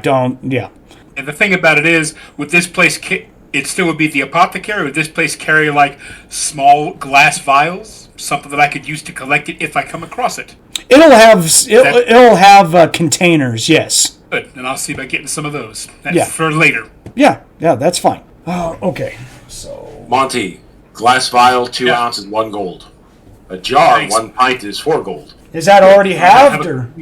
Well, he's got to store the seed somewhere, you know. Was those prices already halved, or is that the standard price in the book? That's the standard prices. Oh, okay. So there is no value underneath a gold. It doesn't work off of silver and brass and everything. So if it's 1 gold, then basically you'll pay 1 gold and get double the amount. So you can get 2 containers for 1 gold if that's the price. See how, okay? Excellent, thanks. Yeah. I'm going to get myself a set of travel leather tools. That will be 5 gold, because normally it's going to be about 10 gold for the traveling set of tools. Get that now. So, and then I need leatherworking. General repair is just, I can use normal tools for that. Field, let's see, so. Hey, Keith. Yes. If I get a large wooden trunk and get some rope and what, can I just make a really weird looking backpack? Sure. Yeah. You're just going to make a hard backpack that rests against your back or whatnot, as, kind of thing, right? Yep. Yeah, that's fine. Sounds good. If you want, Thonn has got leather working. If you want, I can try and roll to make you some straps to where it's not like, it's a little bit more sturdier and everything. If you want, we'll have time. I'm itching to roll this skill in the first place. So,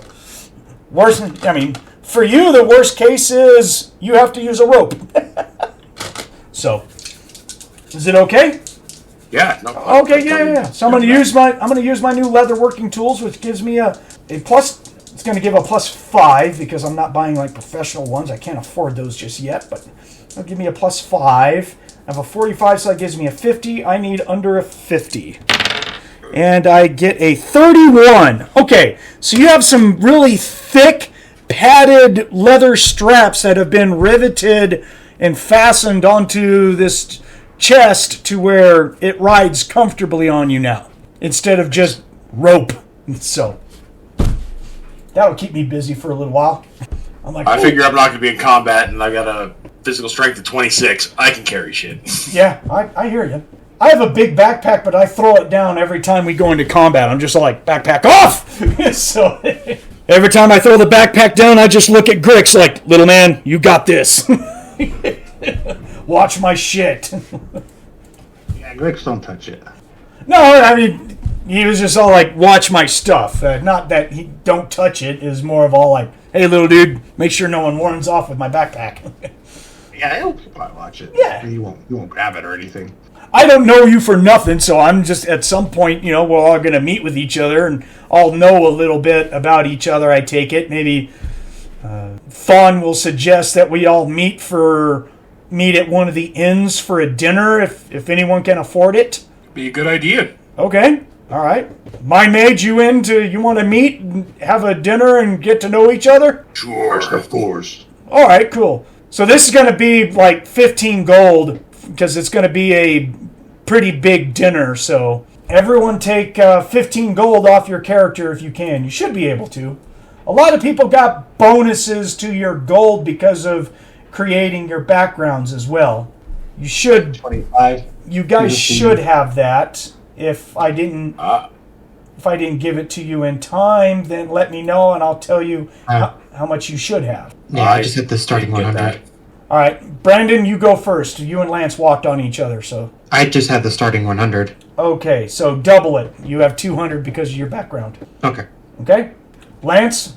I started out with 370 because of rolls. Oh, okay. You do have 100 more. Okay. Yeah, I gave you a bonus for your. Yeah, you have more. Okay, setting it to 470 then. Monte, yeah, you have more. You should have 260 on your character. If it doesn't show it, then you have 260 gold right now. Well, you had. Thank you. All right. So. Thank you. Yeah. Got it. Nick, you had started off at 250. Yeah, I'm down to 215. Okay. Well, I was just making sure that you. I think you got a bonus. I think I gave bonuses to everyone. I didn't give Grix any extra money. I will. He can have 144. I didn't do anything for him. So. Not really a player character, but. Well, yeah, but I mean, you have a separate character sheet and everything for him, so you're almost playing two characters, but he just doesn't do much. So. 144. Okay. Yeah. So that evening, we'll go to a nice tavern within the city. That will be... Which one is it going to be? No, it's not going to be this Sleeping Dragon Inn, because that's, like, stupid expensive. We are going to be eating at the Ogre's Share Eatery. There is an Ogre ex-army cook who owns this establishment. It is known for its fine quality meals and heaping portions because he's an ogre. So that's why it's 15 gold per plate per person, because he serves a ton of food.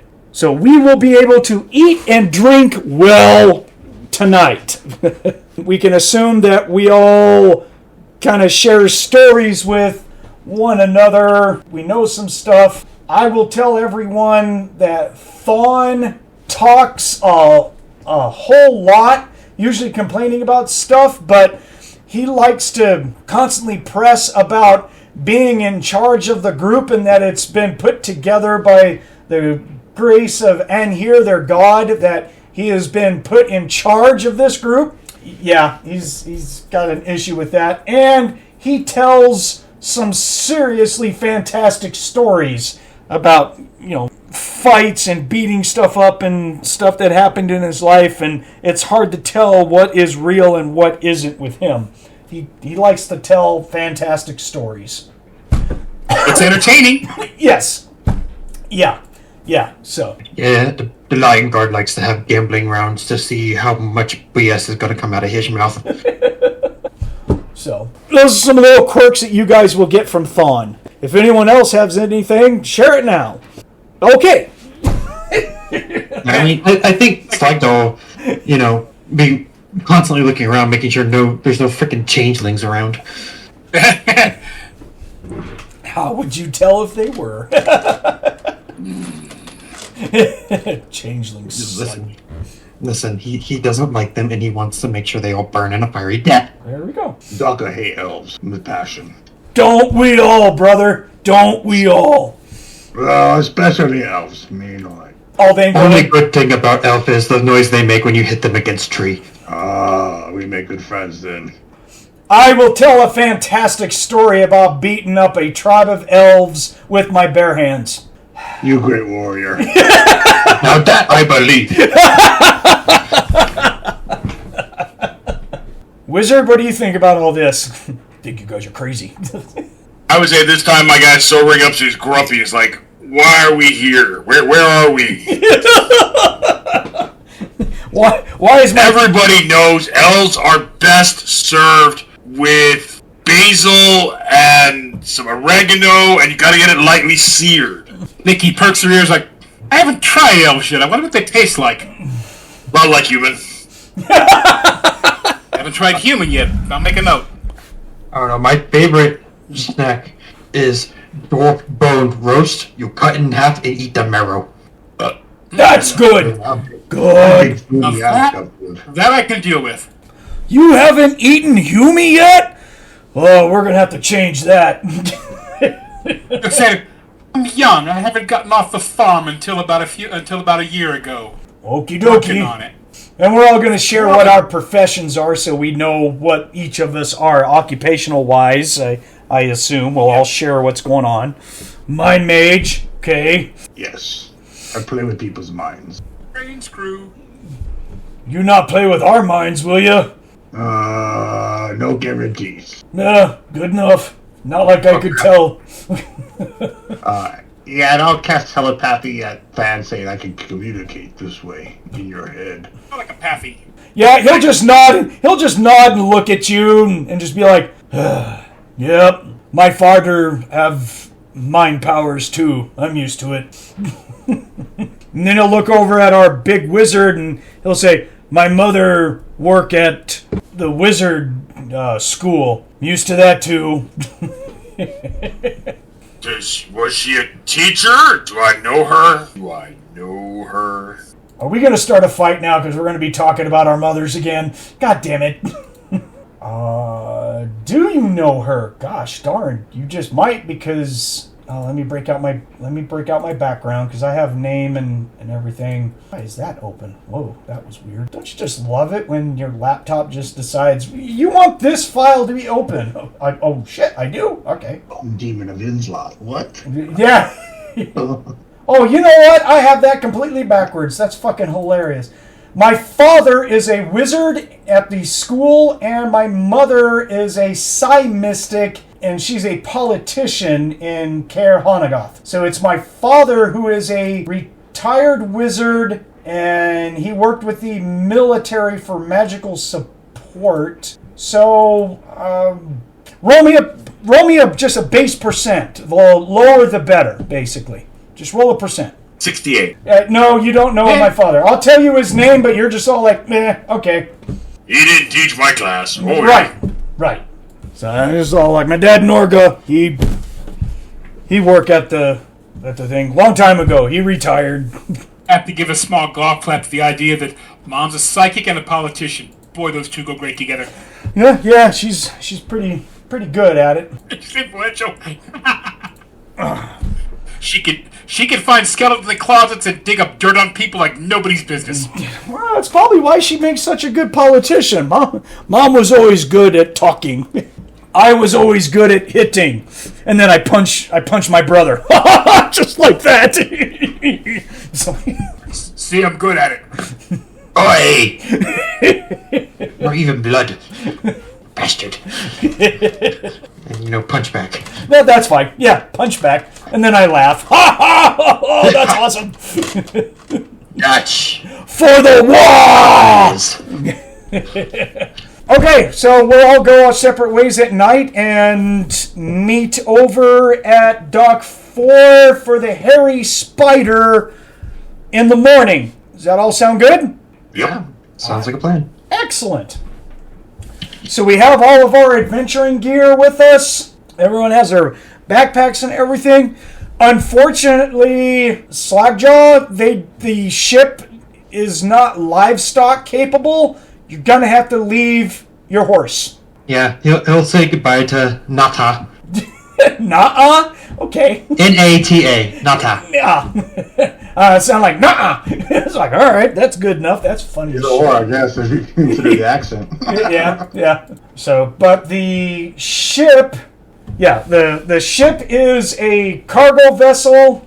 It is called the Hairy Spider, and it is crewed by people who are basically pirates, and it's that big human that is in charge, and his name is Captain Harry. He meets Yeah, he meets us on the boat, and he's just all like, I am Captain Harry. This is my ship. What I says goes. If you guys steal, fight, or cause any deaths of any of my crew, I can toss you overboard. The sea is the law. So you guys are basically hitching a ride. Leave my crew alone, they'll leave you alone. If you have skills that you think that can help out on the ship, then by all means, either see me or my second mate, and we'll find you a job. But on a side note, Keith, there is one thing. What's that? We have to go to Ooh, that was a whole lot of robot. Try again there, Monte. Sorry. She would have to go to a weapon shop to find longbow arrows, correct? If you want more of them, yes. I figure she has one quiver of 24, and that's all she has. Yes. So I was wondering if she didn't buy some backup. If you want to, you can. Yeah. Let me make sure. The armory place, let's see. They give a percentage for repairing damage and stuff like that. You are going to pay 50% higher than normal for any weapons because of their quality, and they just price things a little bit high at the Royal Armory and Equipment Store. So if you want to buy longbow arrows, you can, but you're going to pay 50% more, which is the price for those arrows. Where are they going to be at? I'm go look at the weapons list where there's arrows, because they sell them. There we go. Longbow, arrows. So you will, if you want another quiver of 24, it will be 30 gold per 24. Okay, she'll get one more quiver and that'll be it. Okay, so you're going to have 2 quivers of 24 on you. Got it. Yeah, weapons, they charge a lot for weapons. It's just the way they are. Either pay it or don't have it. Yeah, that's kind of the way they are at the Royal Armory. So, did anyone else need anything for a weapon? If not, then cool. So he doesn't mind you guys, wearing your armor and having your weapons with you and everything, but he'll just basically, again, give the speech of all, like, what I says goes on my ship. If you don't like it, learn to swim. But if you leave my crew alone, I leave you alone. Your jobs basically are to guard your cargo. My people will not touch your cargo. You guys can sleep and eat and everything in the cargo hold with your cargo. That's what you guys are set up for. I don't have the room to set you up in crew quarters.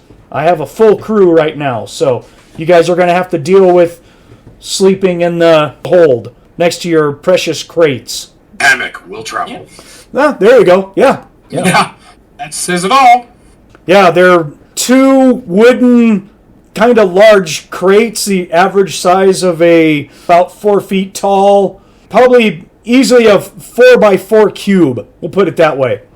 So we can put them end to end on each other, and Thonn will just take out his bedroll and put it on top of one of the crates and go like, there's my bed. So he's just going to meditate on top of one of the crates. He's just like, there you go. I'm good. I don't know about you guys, but I'm up here. I said, Wizard, you find some anchor points and set up your hammock, basically, right? Yep. Okay. Nick, what about you and your goblin dude? I would just lay down on the floor. I use Grix as a pillow. God damn. Let me guess, he's used to it. Yes. Okay. He's used to it. Okay. Yeah. It is mine. Does he sing you little songs to make you fall asleep easier? Sure, he can hum a little song. There you go. You got to have something that quiets all the voices in your head at times, right? Yes. He might even massage my temples at times. Yeah, it's your dude, man. I mean, Yeah, I'm saying. yeah, that absolutely works. Monte, what about you? How are you getting set up? I should try to find a spot where she can get set up. Well, I mean, it's up to you. Are you going to sleep on the floor, or are you going to come up with something else? She's going to see if she can rig a hammock. Did you buy one? Or do you want to go buy one? She has one. It's wolf type. Oh, okay. There are times when I don't want to sleep on the ground. Yeah, you can easily set something up. That's fine. So. That's good. She'll do that. She'll be somewhat comfortable. All right. And set it to where she can figure out where could they come from versus where would I be at? So if they show up and try to rob the cargo, where do I got to be pointed in the direction of? There is one exit and one entrance. There is one exit and one entrance, and that's a set of stairs that goes up to the second deck, and then there's another set of stairs that goes up to the top of the ship. Like I said, we're in the cargo hold. We are on the bottom. Now, while the boat is waterproof, down here the ale. That'd be interesting. The air. Let's try that. English. The air down here is stale and smells like pitch because there's a lot of barrels of pitch that they use to squeeze between wood and stuff like that to make the ship watertight as much as possible. That being said, it is still moist down here, and there will be some standing water in random places, but no active big leaks. There will be crew walking around on a regular basis with buckets of pitch that they will just kind of slather on walls and stuff like that every now and then. That becomes a regular occurrence. It looks like... So I got my trunk like under my hammock. I'm like, need to lift this up. Try to figure out how to make it into like a writing desk. So I can still do my studies. I can bench press it, but I don't want to be on my back while you're trying to write all the time. I mean... That would be a little kinky. Okay. Hey, I got to work out, man. You know, I got to find stuff to pick up and set down on a regular basis. I work out a lot. While I'm meditating, I may be like upside down on my head, with my legs straight up, you know, in a monk-like pose, doing weird shit like that. Yeah. Pushing storage boxes. Yeah. Balancing on one finger. I pick it up and put it down. Right. That's going to happen a lot. He's just like, I pick things up, I set them down. I forgot one thing. Yeah. I'm not going to go up on top of the ship and go look around a whole lot. I'm scared shitless of the open sea. You won't find my ass up on top of the ship anytime soon. So, fuck that. Nick, you and Monte rolled fucked up stuff for my background, god damn it. Yes, we did. You're welcome. Damn it. That gets you back to that stuttering after I roll. Yeah. Which we haven't been playing that much, but we're just pretending we understand you. Do you have a problem I am with willing to this? give it up if you want to give up one of yours. Yeah. Try again. Nope. I'm playing my stuff. I'm good. The dice speaketh, and I play it. It's that simple, man. Why she tries to keep her sentences very short and... There you go. Yeah. Does she stutter in her head? Because if I telepathy her, would she still stutter? Or would it be normal?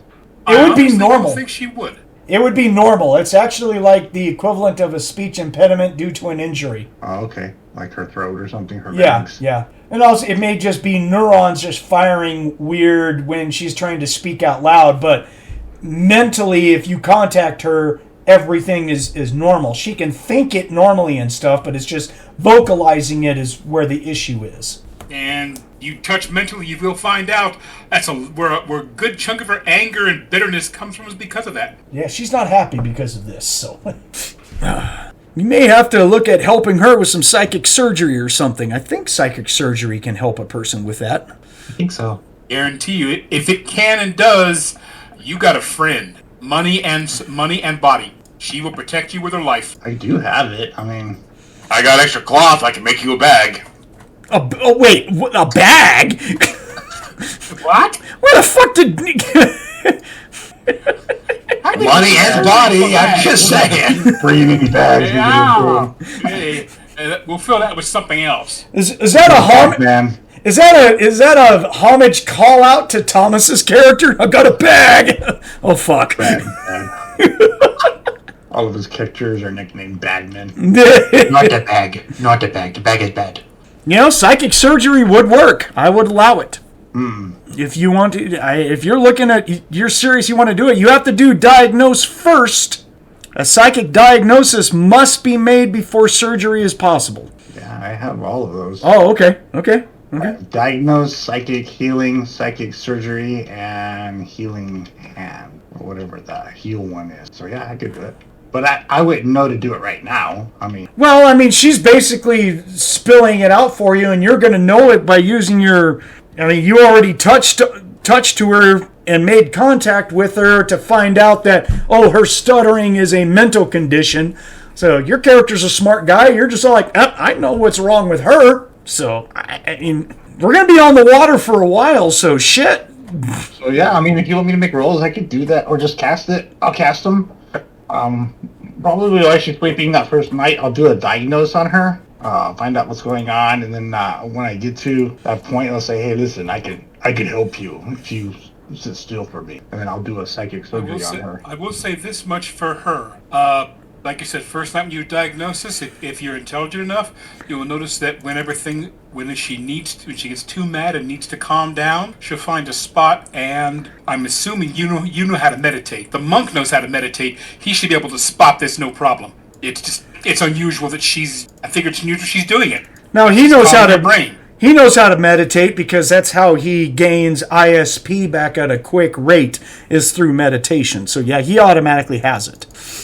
And how does a farm girl from Podunk nowhere know how to do it? Yeah, and that's the other thing. Nick, your character is going to automatically sense that she has psychic powers, but nothing that can block you. It seems like it's very minor. After psychic diagnosis, you'll be able to diagnose that she does have one psychic ability that gives her flashes before something happens. So she has sixth sense, in other words. But she doesn't have anything that blocks or stuff like that. So that first night, you can do psychic diagnosis. We're not worried about the ISP because you recover it really fast. Go in your trance and you'll be able to pinpoint, and you're just all like, oh, yeah, I just need to spend some time doing psychic surgery, and you're like, I think I could help you. So yeah, we'll sit there, we'll cross-legged from each other, and I'll hold her head and just start to mold around and cast psychic surgery. See if I can take care of it. Okay. Do you have any other powers you think that would help? The diagnosis, of course. Yeah.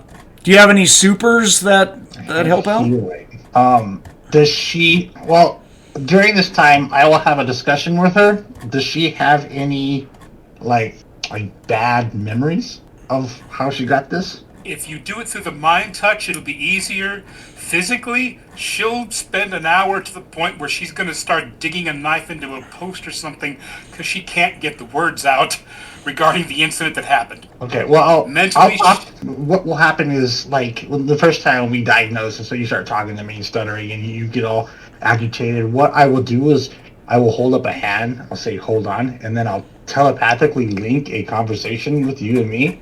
That way you do not have to talk, and it does not frustrate you. What you'll learn is this. Like I said, what you'll learn is this. She was called to fight for an incursion because she's, the outpost on the outer farms got attacked. And as far as she knows, her memories are very broken and uncertain, is that while she was fighting, someone apparently struck her in the head from behind. She assumes because of the angle that the arrow was meant to kill her outright, but it bounced off a rock. Lost its momentum. She remembers flashes of seeing someone short ducking their head, looking around back and forth. She dropped her bow, drew her sword, ran forward and fell down. When she woke up later, she was as she is now. She doesn't know who did it. She believes it was a dwarf that was part of the raiding party that attacked the outpost. She doesn't know for certain because everything is broken up. Yeah, no, I'm not so evil as to change her memory on that. So I'm going to let her remember that because that drives her. That could be something that drives her character forward. So you're looking at doing the whole... Well, you were looking at activating insert memory and doing some... Right. Doing some shit. Right. Okay. But, if this is what drives her, I'm not going to overwrite that memory or anything of that nature. Okay. So yeah, we'll just do the psychic surgery. Maybe a healing touch. If it's needed, yeah. If it's needed. Yeah. And And that's the only ones I have, really. So, okay. So you're going to go into preparatory meditation and...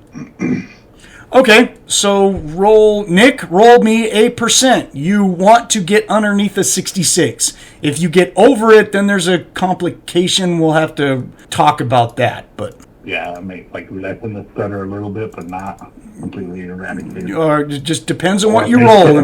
Make it worse. Yeah. We'll cover that if you... Hopefully you don't roll that, but go ahead. Roll a percent, dude. All right, there we go. Hold your breath, Monte. Drum roll, please. 44 on the die. Nice. Okay. I will rule that her recovery time is going to be at least a good 8 to 10 hours of a deep sleep, which you can place her in, but she needs to heal mentally for that amount of time for it to take hold and, neuron pathways and stuff like that fix themselves and reset her head. But you feel like you're like, okay, I reset some shit. So, yeah, I'll put her into a slight deep sleep / coma and put her in her hammock and tell everyone to leave her the fuck alone. yeah, she needs to be left alone and let her sleep. And if you say that to everyone, Thonn is just sitting there meditating. He'll open up one eye and go like, I ain't going anywhere. I'll be right here. No one will touch her. Yeah. So She healing. she's sleeping, and she will continue to sleep. That too. I know better to touch a lady when she's not expecting it. Brother, that sounded really weird. Do you usually consent or what? It's rude not to. Oh, okay. No one expects the Inquisition. Oh my god! Convert! You will convert, woman! That's not right. Why are you guys all so messed up? What's wrong with you? Oh, just wait. We're going to get more messed up. It's an evil group. It is. It's kind of funny for an evil group. We're doing an awful lot of fixing of people's issues over here, so... As far as Dakka things, Makes us more- be useful. I'm surprised he didn't add a trigger to put it back on. Get us an on-off switch. Right. Evil women. See, just like that. Yeah, it was like that. Monte, you're going to have to say again, you roboted pretty bad on that one again. Sorry, dude. Okay, so... Alright, so the first day... I forgot to... I had looked it up earlier. I needed to get the travel time. So it's going to take at least a couple of days to get there. So it's roughly about 200 miles. So, a wind-powered ship back in the day states that you'd be lucky to get that far in a day, depending on the seas and everything. So, I'm going to go with that. And I'm going to say 2 days after, travel and stuff. So how fast are you saying the ship is going? I saw it was all like... Instantly? Okay, hold on. Let me get it back out again. They say that cruise ships can do 480 nautical miles in a day. Yeah, but sailing ships cap out at 6 knots per hour. So It's fantasy. It goes as fast as it wants. Yeah, these boats are not that fast. Don't whoopee the roll.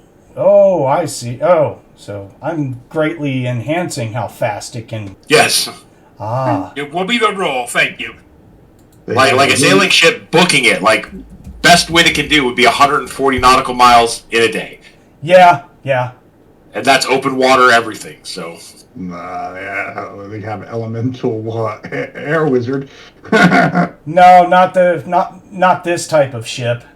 They don't. Yeah, they don't have one. All right, so I'll say 3 days. Tame water elemental. Yeah. Mm-hmm.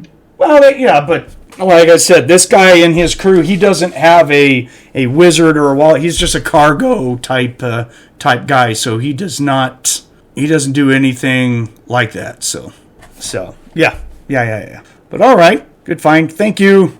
So for the first day, everything is all right. She's healing. Later on in the afternoon, there's really not much that anyone can do if you want if you think that you have skills that can help out on the boat, let me know. Other than that, you're pretty much assumed that you just hang out in the cargo area all the time. Thonn, he's just going to sit there and meditate, eat, he might pop his head out every once in a while, look around outside and go, yeah, that's about as good as fresh air as I need, and then he'll go back all the way back down and sit on the crate. So Thonn, big breath, I'm good. Yeah, Thonn does, he's just like, nope, I'll be, down here, great place, we're good. See, he stays down there. And I guess Grix, you'll have Grix like fix food for us and stuff as much as he can. Nick? Yes. Yeah. So, I don't know if we can fix a fire down here. I guess we could. There's plenty of water. I mean, the smoke might get annoying. I'm pretty sure the captain would be very unhappy with fire outside the galley. It's just kind of flammable. Yeah, that's true. But we might be able to make use of the galley, so... Why is there smoke coming from down below? Just having a barbecue. One of Actually, the ogres farted. It was next to someone's. oh god, they all passed out again. So actually, if Grix is going to cook for us, you can talk to the guy equivalent of the chef, and he's all like, yeah, if you want to borrow some stuff, he may hit him up saying, hey, if you want to use my stuff, it's like 5 gold or something like that. You can have Grix pay him if you want, use some of his money. Yeah, Grix likes to cook, so he's gonna do it regardless. Okay. The mercenary cooks. So for 3 days, you can just take off 15 gold, and he can have access to the kitchen and cook for us and stuff. So Nice. yeah. Okay. What about Dakka? You gonna go find some, or you just hang out in the cargo hold? Just hang out inside the cargo. Okay, you're good down here then. Yep. All right, Wizard. What about you? What about forgot his name? Krogark. Gonna go try to find the first officer, and usually there's some questionable cargo or something. See if I can find out some information on that. Just kind of poke my nose around, but there's not much I can do on the ship. Yeah, I got you. Yeah, you'll find out he won't give up too much information. It's the second mate is a ship or waterborne seas kind of orc dude, and he's just all like he basically has the fuck off kind of attitude. He doesn't give you much information on a cargo and stuff like that, other than we got paid to deliver those boxes, and we've got some other stuff of our own, and there you go. We're going to drop you off. You're like, thanks, guys. Appreciate that. I'm going to be like, I don't think I was making myself quite as clear. I am a lawyer, and I was trying to help to see if there's any way I could smooth your customs transitions. Oh, well, yeah, possibly. I guess that's an option, yeah. I guess with that, I'll talk to the captain, see what he says. Maybe when we make land, if you want to do something official or something like that. Is that what you're looking for? That would be nice. Okay, all right. Yeah, we'll talk to talk to the captain. But for this day, you're just kind of hanging out up top or on bottom, or just all over the place, basically trying to keep yourself busy. It sounds like. I'm just trying to stay out of the way. Like there's not a lot of things they want, people who are not sailors to be doing up top. So right. How can I not be annoying? Right. Okay, and Monte, I don't need to ask you anything. You are in Night land. So, Sleepo Comitoso. yeah. And Brandon, what about Slagjah? What is he up to for the day? He's probably on top of the deck, just trying to stay out of the way, looking out over the sea. Not in armor, just with his mask on and regular clothes. Okay. Well, you're quickly going to get the attitude of, if you're up here, you should be doing something. This isn't a cruise ship. Is your stuff to move? That it needs lifting? Sure. Yeah, they've got all kinds of physical labor type stuff. Fixing ropes and, maybe tying some different knots and stuff like that for, thick ropes and shit like that. Yeah. Hef all this big stuff. Move some pitch around, shit like that. Yeah, I don't think he can sit idly by. Okay. Yeah, you can do that. In fact, one of the times that you're getting your hands dirty, they're asking you to like pick up barrels of pitch and pour it into different buckets so they can run around and fix stuff. Since you have the big strength, you can put it on your shoulder and pour stuff out. And you're sitting there pouring pitch, and there'll be a worker that'll come up, you pour the pitch, and you recognize him as the human that you choked out.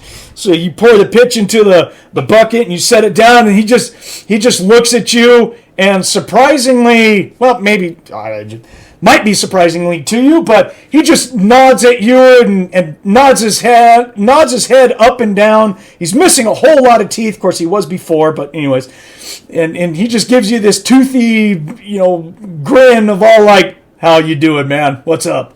kind of thing. I like you. You didn't pushy out and tap out. Yeah, he'll just be like, "I don't give up. Not to an orc, not to my daddy, and not to the captain." I can respect that.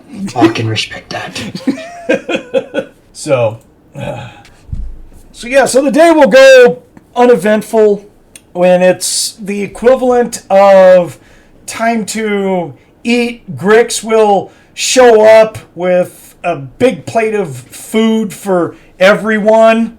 He's a pretty darn good cook. You want to go ahead and give a roll for him, Nick? Yeah.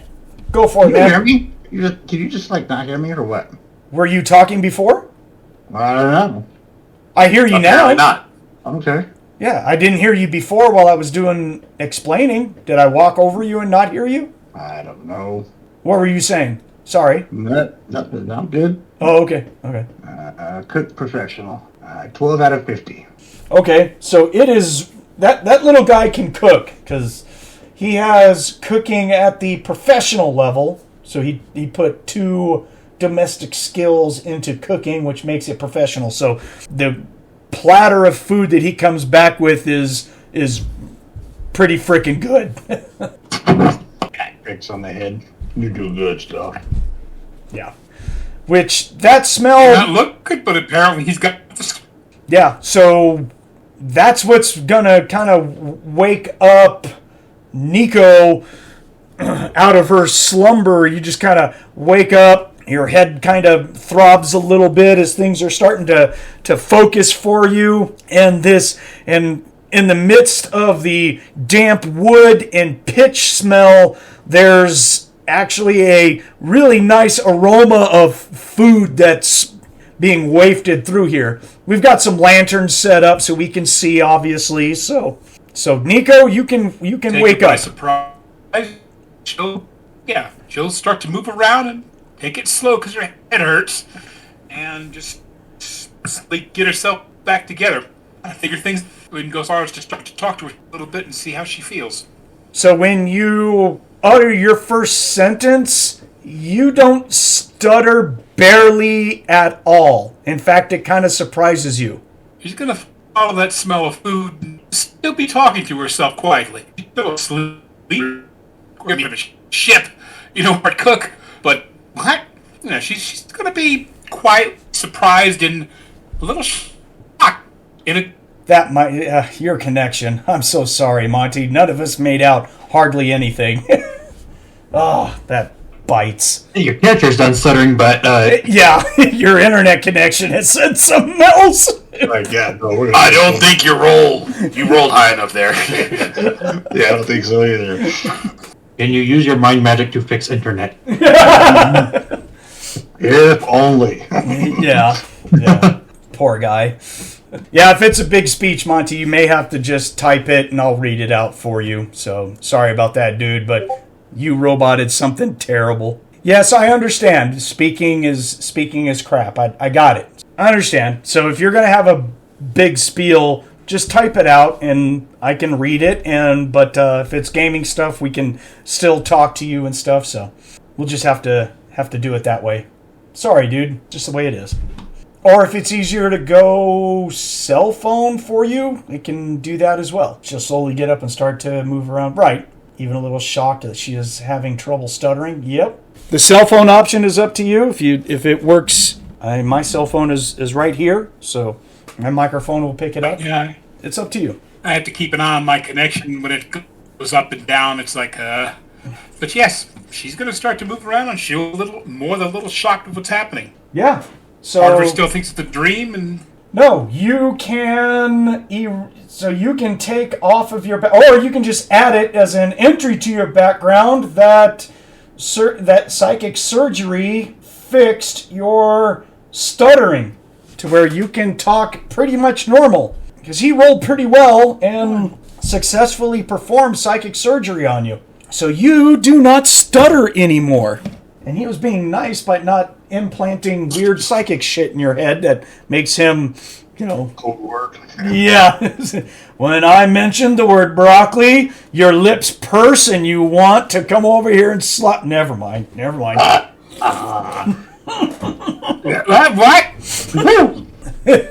Hey, I have a mind melter. Doesn't mind doing that. What is the character, please, that did this? Yeah, like when she gets up, I'm going to watch her and just telepathically talk to her. Say, it's okay, you'll be fine. It may take a little while to get used to. What character's name that did this? I will tell her Dakka is my name.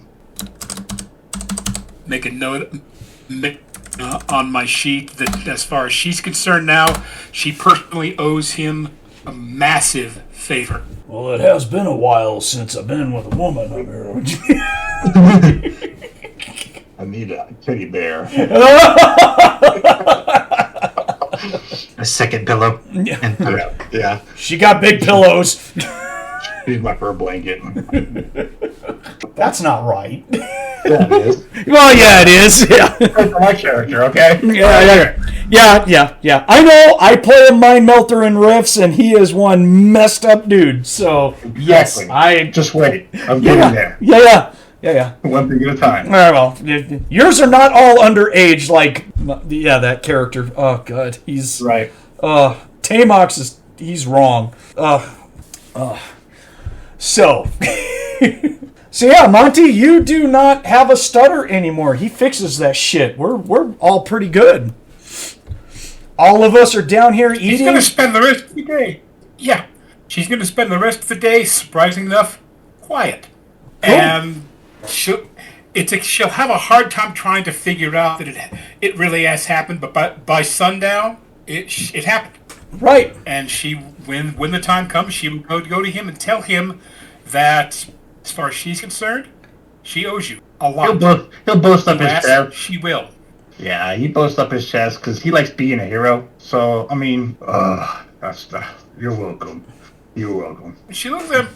She's quite serious. Like, I owe you. You ask, I will. Uh-oh. In battle or in peace.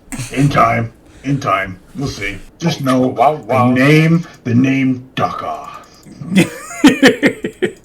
You know Dakka. I don't give my trust or my favors that easily. You've earned it. I won't back away on this deal. I don't abandon friends. Dakka got your back. She didn't reach down and pet the cook.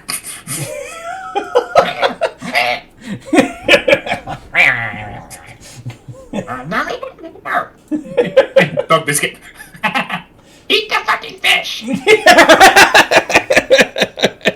That sounds like him. And he's like, Box of Goblin treats it. Right, good. Eat it. Thonn She'll will buy a box of Goblin treats at the next board. Yeah, probably. yell out. You pick up his plate, and you're like, "You make good fish, little man. Good fish. What do you think, brother? Pretty good."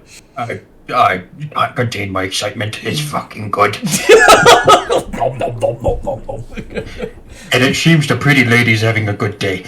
I think the pretty lady gonna fall over if she leans forward too much. Right. Soft landing. Grix will raise his hand like he's Superman. He'll flex his little tiny rat muscles. Oh my God! Yeah, Thonn just like, oh, look, he cute. Look, he got little bitty muscles. Hold the food out. Yeah, Slagjah will pat the goblin on the head. I like you, Gobbo. I like you. He's worth keeping. maybe you come and work out with me, and Thonn will puff out his chest and do a big old monster flex like a wrestler, just like, you can get to look like this. Eyes just like wide. Yeah, oh my god. The mental image. He's 2'3" and 5'6" across. How big is, what is Grix? Grix is 4 foot tall? Oh, okay. Yeah. Yeah, less than 100 pounds easily, right? Yes. Yeah. Cool, so all of us are just staying down here for the night, I take it, right? Cool. Recovering, having a good time. At some point in the middle of the night, we will all get woken up, except for those who are meditating, can hear it, ahead of time and stuff like that. But basically, we're all going to be woken up by the sounds of yelling and a alarm bell that's being rang somewhere on the top of the ship. Again, we all would have been told, if someone is ringing that bell right there, something bad is going on. So that's what we hear. There's a bunch of yelling, people running around above us, and going off like crazy. I'm not going to get up and see what's going on. Yeah, I'm not going to go into initiative until we absolutely have to, so I'll just go, just down the line by characters. Thonn is meditating. He hears it. He's going to stand up in a combat crouch and just be like, what's going on? And he's getting wondering what's happening. He wears soft leather, so he can still have his armor on him and everything. So Monte, what about Nikko? She's gonna get her gear on if she doesn't have it on, and get up top deck. You're in hand. You're in studded leather. It's up to you whether or not you sleep in it. You can a couple of times, but after that, it'll start to get stiff and annoying. Mm-hmm. That's why I figured she was out of it for time being. Okay. But when she heard the alarm bell, get her gear as fast as possible and get on deck. Okay, does that include trying to put your armor on? Because that will take some time. She will. Well, you can. It's just whether or not you want to take the time to do it. Studded leather armor, it's still armor. From what you just told us, you said when we hear that from the captain, that means everyone on deck, major emergency, don't fuck around. So if that's the case, and she'll just grab her gear, her armor, and get up there. She may regret it. Okay, so you're going to basically start putting on armor. That's what I need. All right. Dakka, you are meditating, so you can snap up pretty quick. What do you do?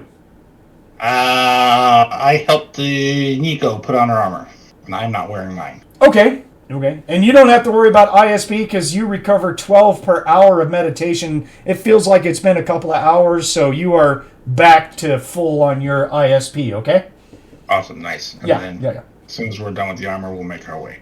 Okay, so you're going to go help her, and Grix is probably just going to stay here, or what do you do with Grix? What do you tell him?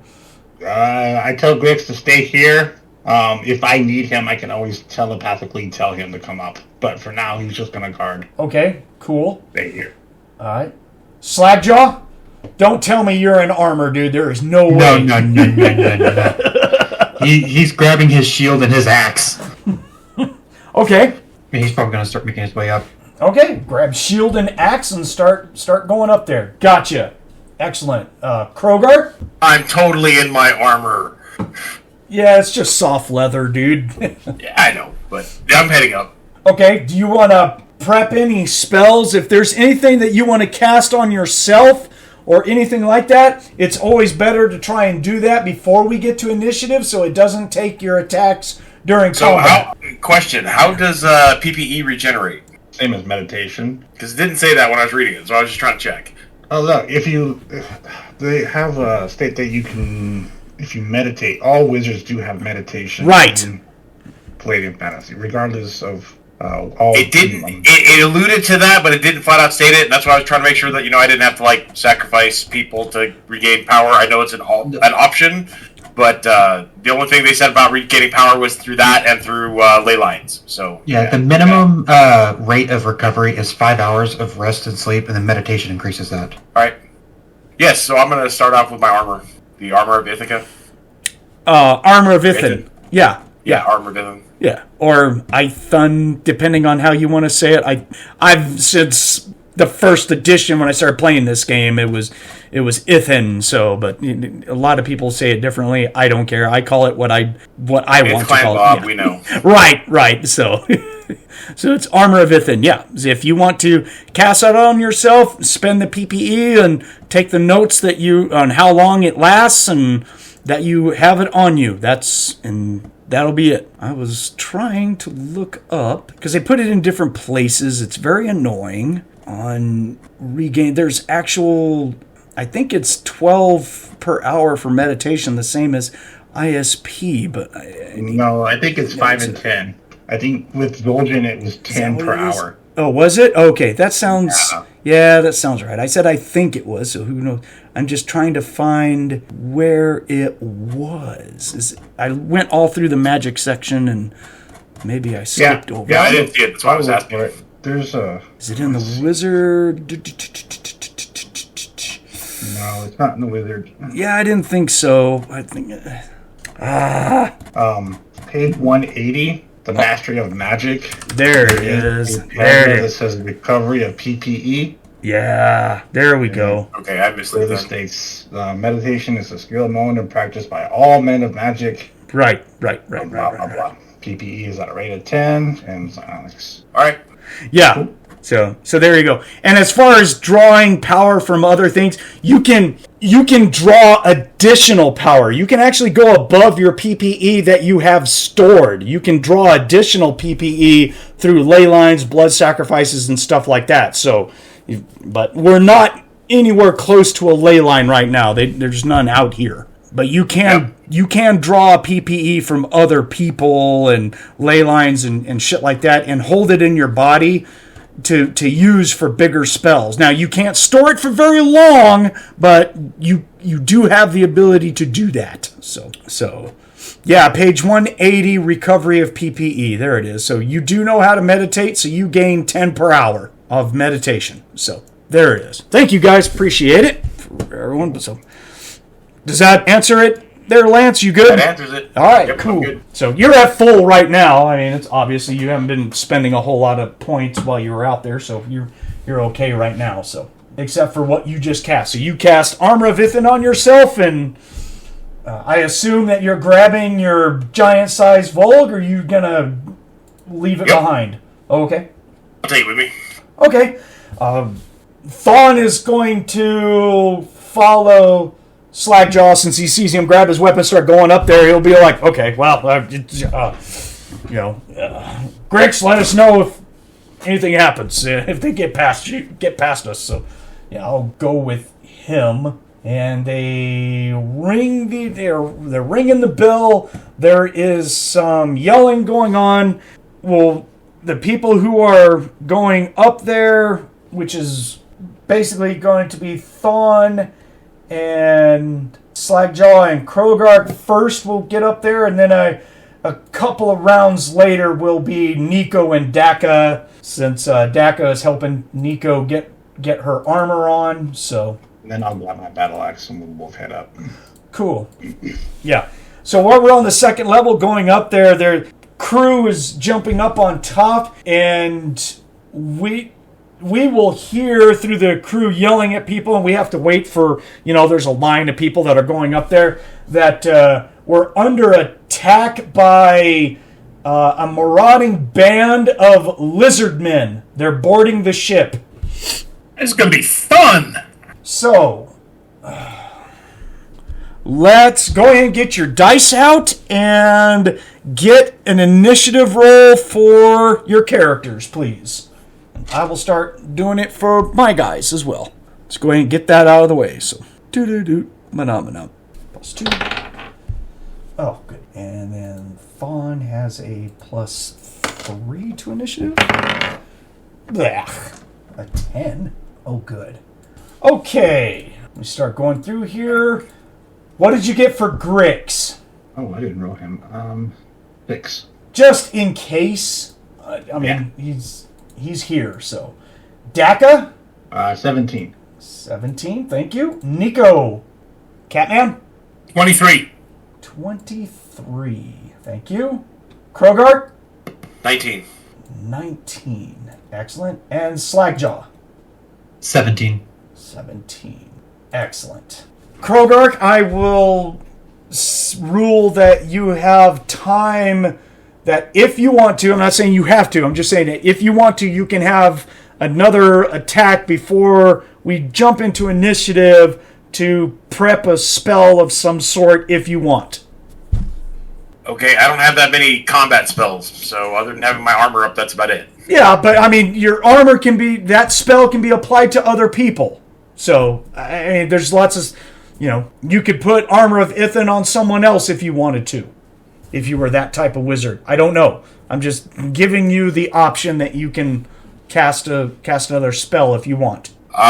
Everyone is wearing their armor, I thought. Was people were putting it on, or who else is up on the ramp with me? It really doesn't matter. Slagjah doesn't wear armor at all. Isn't in armor at all. I'll throw Armor of Ithon on the monk.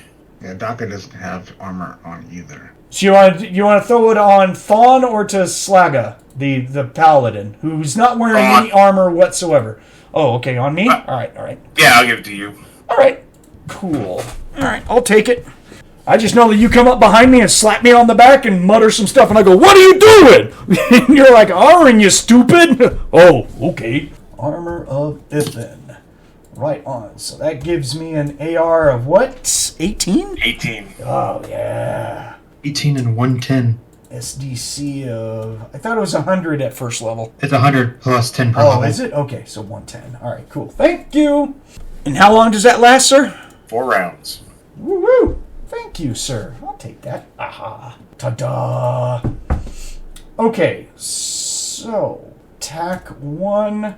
Round 1. Let me roll a general die for the crew. Oh, of course, they're going to go on a 6. Boat crew. Not a problem. We got that. So I got bad guys. Yes. Got those guys. Excellent. Okay, so Nikko, you roll. You are up first, but you're way behind us. No one has moved, so it's not going to... how am I going to rule this? Because you're behind us. We're all going to have to get up there before we get into combat. So, actually, it'll be when we all get up there. So, okay. So, everyone is basically going to be standing outside on the boat. It is the equivalent of nighttime, actually, like very early in the morning. Say, like, the equivalent of, like, 2 o'clock in the morning.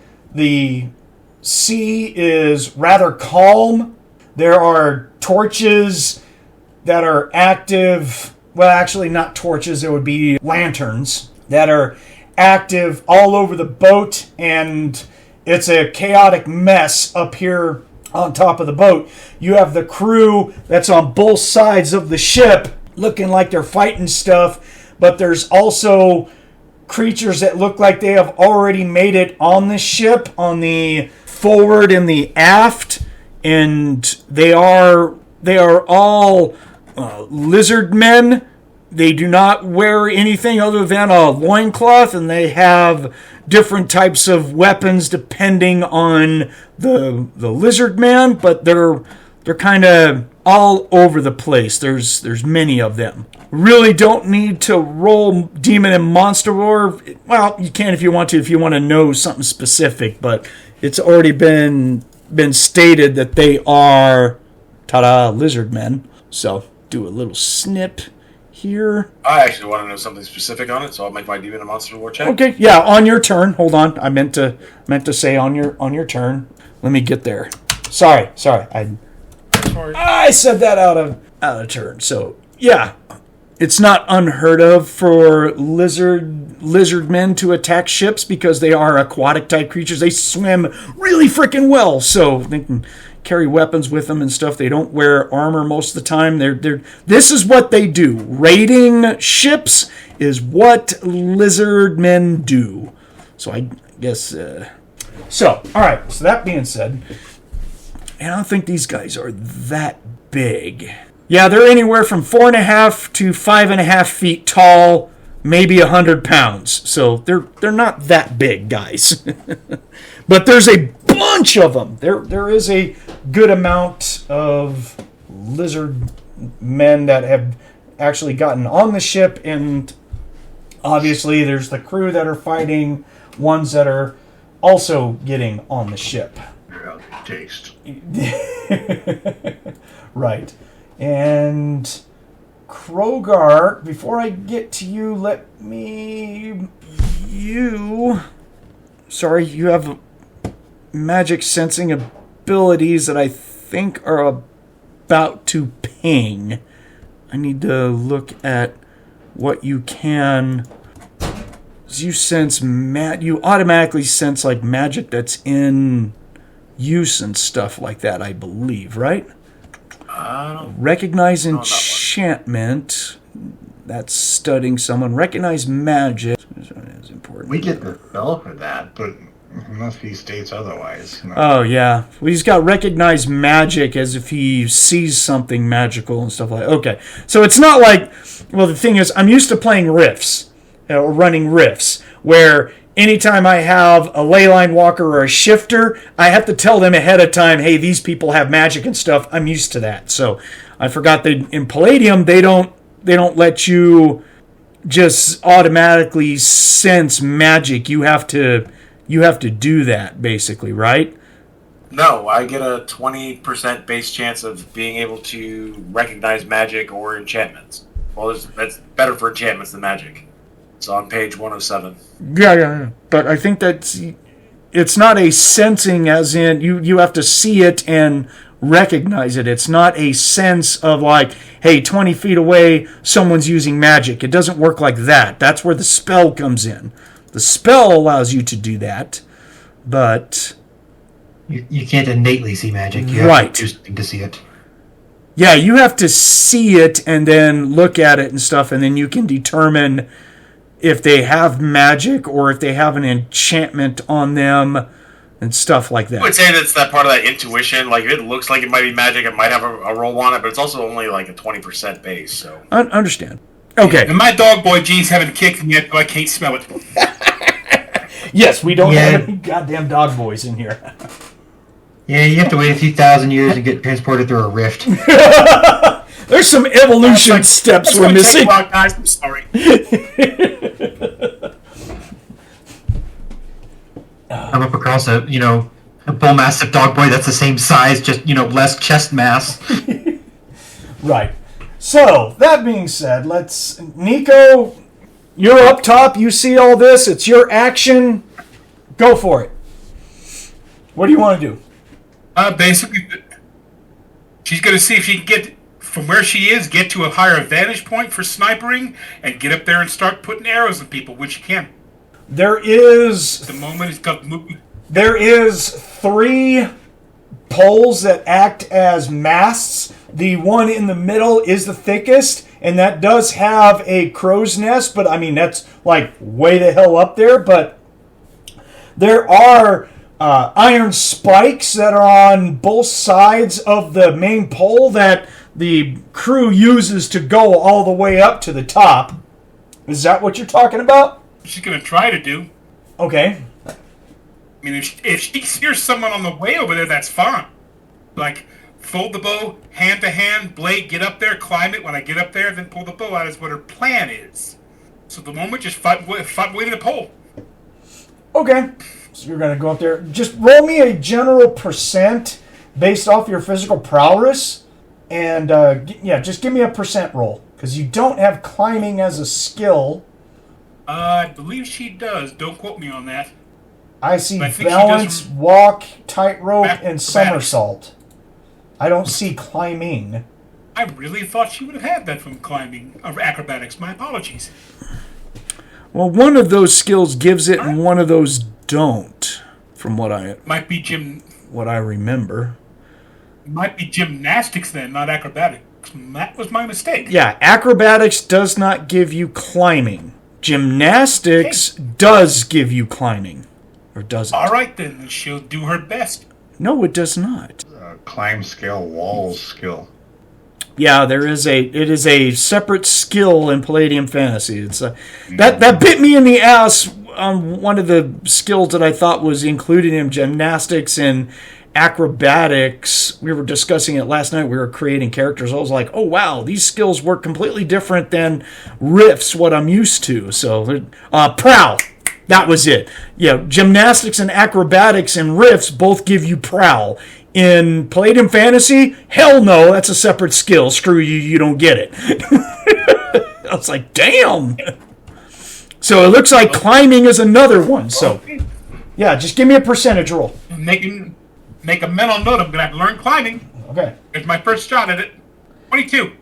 Okay, so you won't have too much of a problem. You go over towards the landing from coming up from the second level where you're standing on the outside of the ship. The main mast pole, I think that's what it's called. I'm not a seafaring person, so... It's a mast. Yeah, okay, good, thank you. So... So you grab onto the spikes and you just start climbing up it, just going like... That's your attack. Krogark, you are next.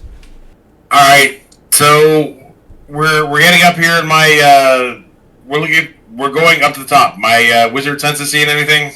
You're up on top. You're looking at stuff. Roll me a perception, which is a D20 plus your perception bonus, and you have a bonus of +3. 13.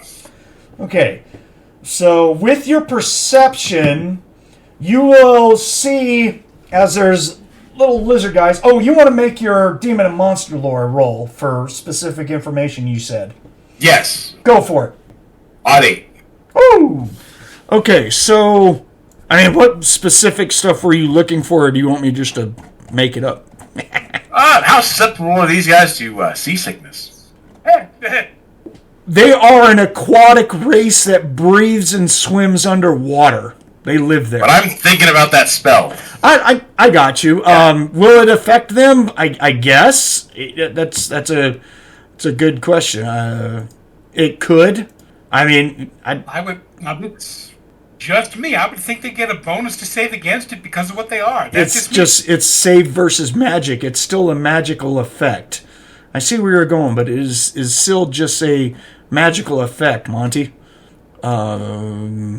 Let me go look up the spell, and because I don't think there's anything on there. It said level 1 water, right? Yeah. Or no, actually, is it level 1 or level 2? Yeah, it's level 1 water. It's level 2 for me. Yeah, level 1 water. Oh, shit, I'm looking in the wrong book. That's right, they added it into Mysteries of Magic. Mystery of Magic. Yeah. Sorry, my bad. I was all like, God, gosh darn it, why am I missing it again? Because I went through this last night, and I was like, wait, where the fuck is this spell? They just added it. Good job, Bob. Yeah, it says that even if characters do not normally get seasick, they will feel the effects. Yeah. So it will affect them just the same as anything else. Let me go back. Oh, God, I got so many books that are open. Give me a second. Okay, so, but with your perception roll, you guys are on the deck, and there's roughly going to be about 20 feet until it gets to a section of the boat where there's like a above deck quarters or a housing kind of thing, and it goes up about like 10 feet. You have rungs on either side, left and right, on the edge that, or stairs, which goes up to where they, steer the boat, where the wheel is up there and stuff. And there's pirates and everything fighting lizard men up there.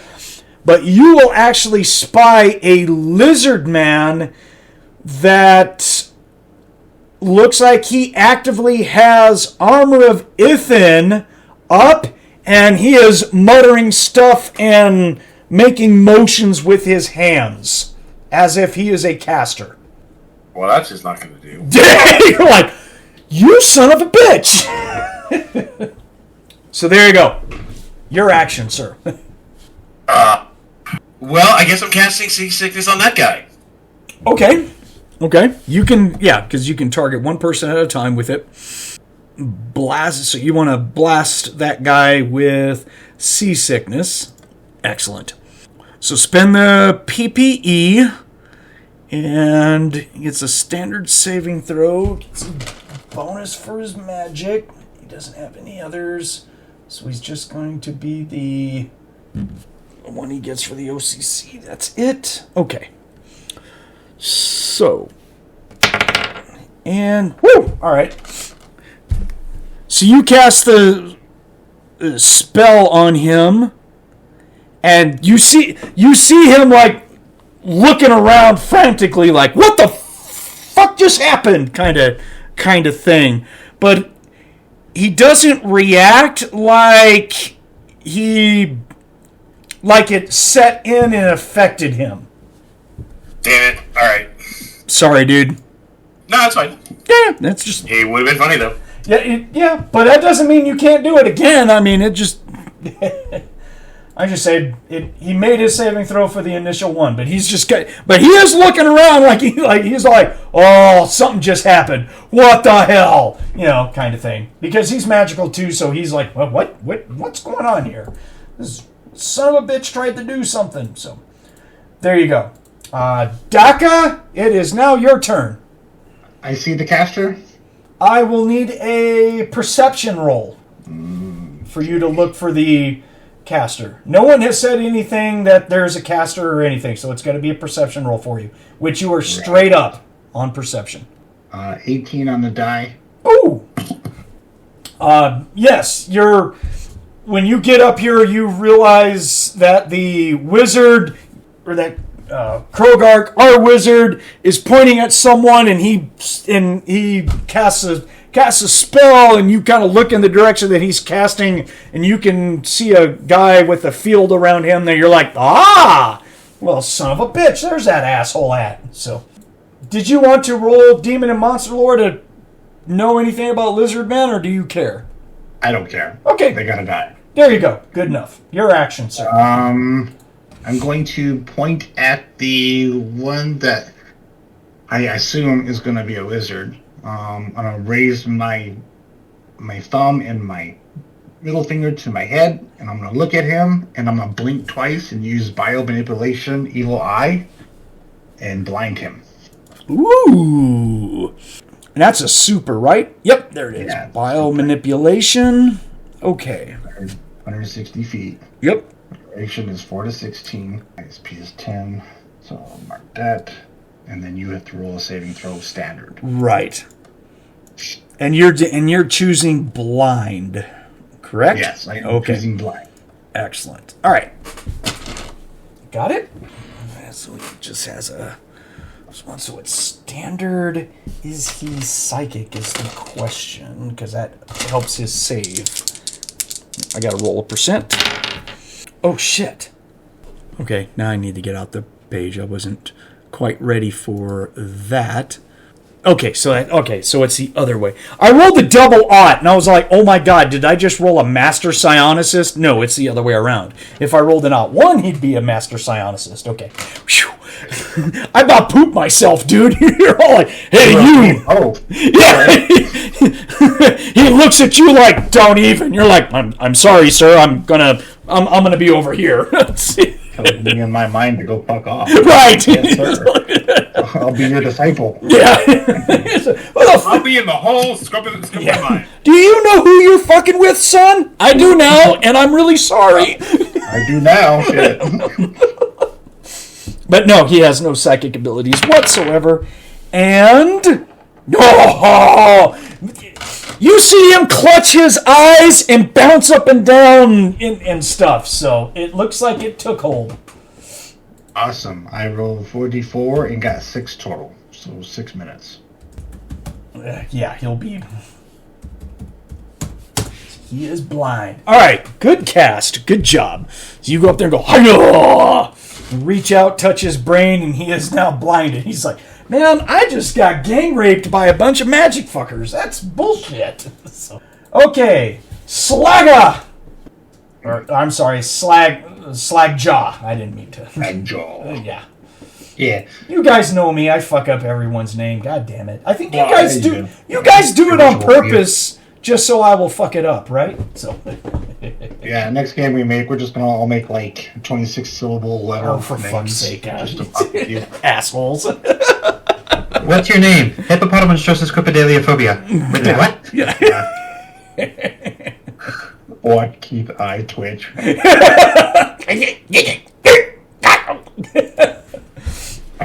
Age. Fuck all y'all.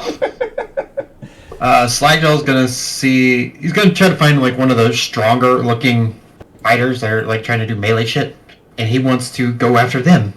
All right, lizard man wise, not pirate wise. Yeah. Okay. He just walks up, We're fighting the whole ship.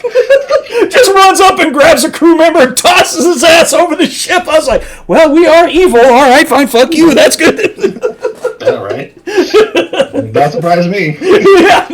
Move, asshole. One would not do that. Bullshit. Move, asshole. Oh, Jesus. What god do you worship? Destruction? Yeah, I don't care what you say. So you really don't have any targets of guys on the side of the ship? If you want to engage lizardmen, it's your pick, either fore or aft. It's up to you. Which way? More. All right, so you run towards where there's stairs, and there'll be some lizardmen fighting with swords against crew members. Pick one and swing.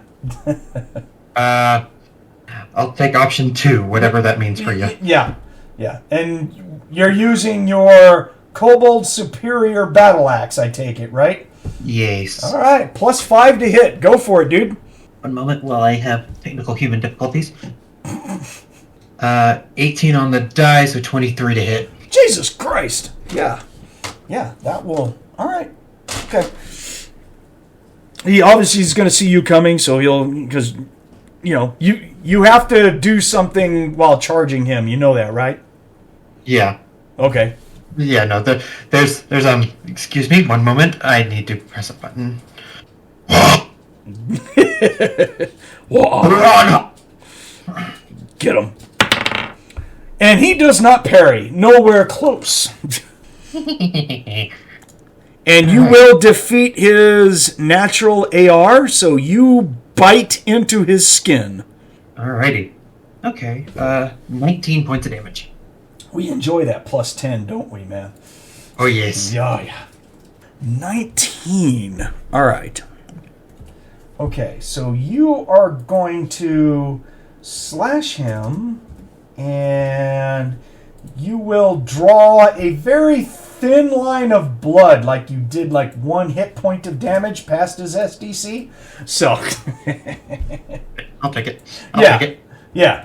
So you make him run out of SDC, and you cause a thin line of blood. Not enough for any saves or anything, but he definitely goes like, "Oh God! All right, damn it!" And you're like, blood for our god. His weapons are coated in his enemy's blood, and mine shall be as well. There you go. Let's see.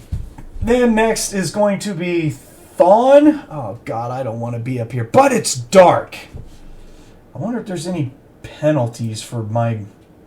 Orcs have 40 feet night vision. Yeah, but that's not what I'm in reference to. Uh-oh.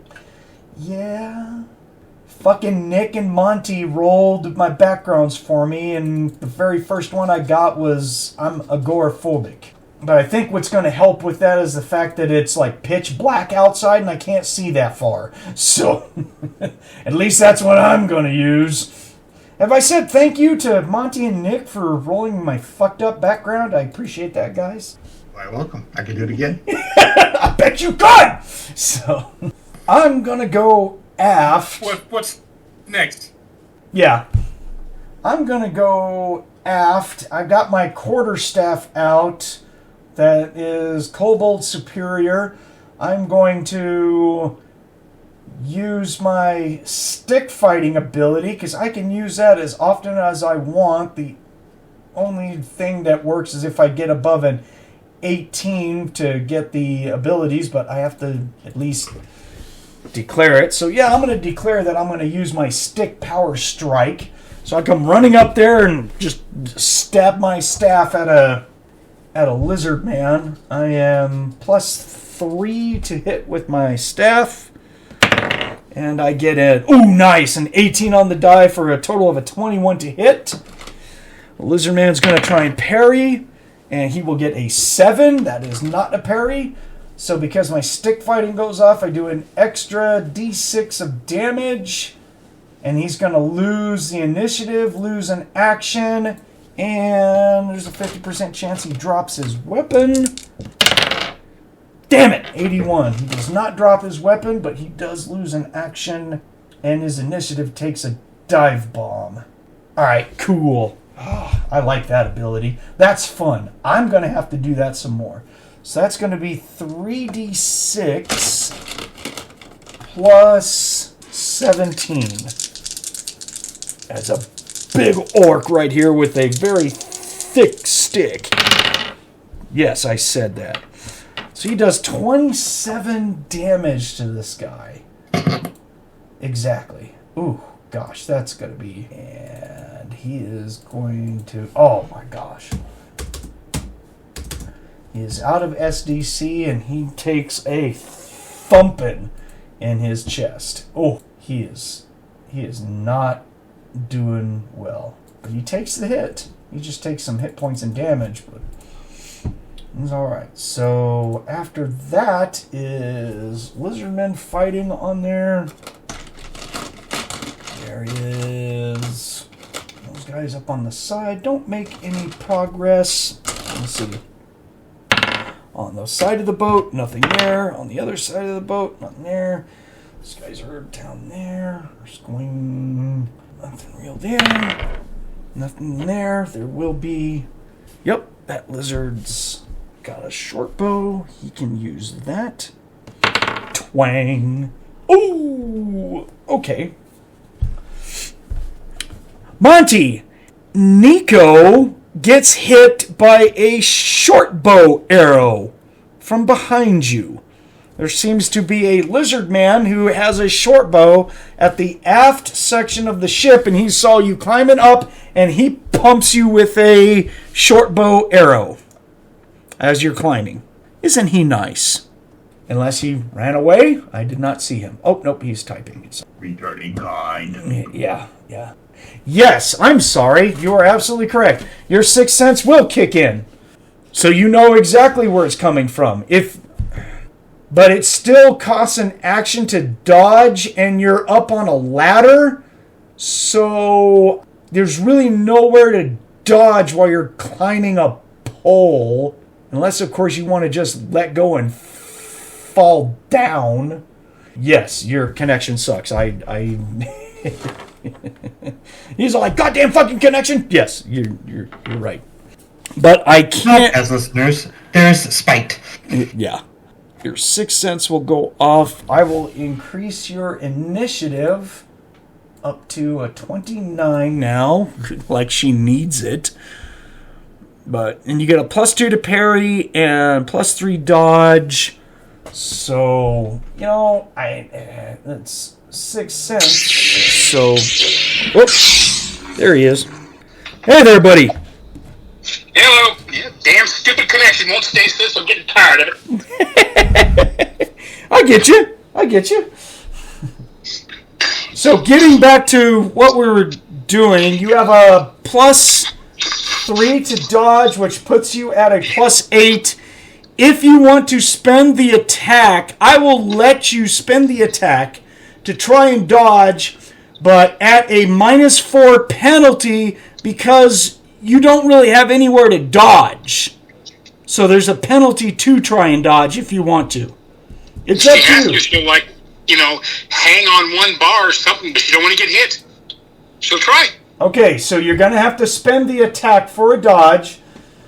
Yeah. And you'll be a 3, she'll have 2 now. Yeah, and then, so roll a die and add 4 for your dodge.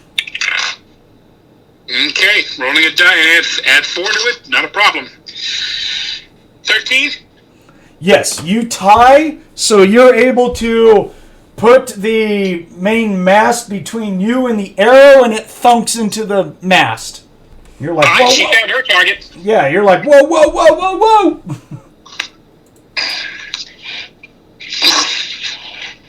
I'm sure the lizard's like, I know I had a little of that bitch dead to rights. Right. You may have to play with your mute on your phone while it's not your action, so that way we don't pick up all your background movement and everything else. Right. Okay? So, Gotcha. all right.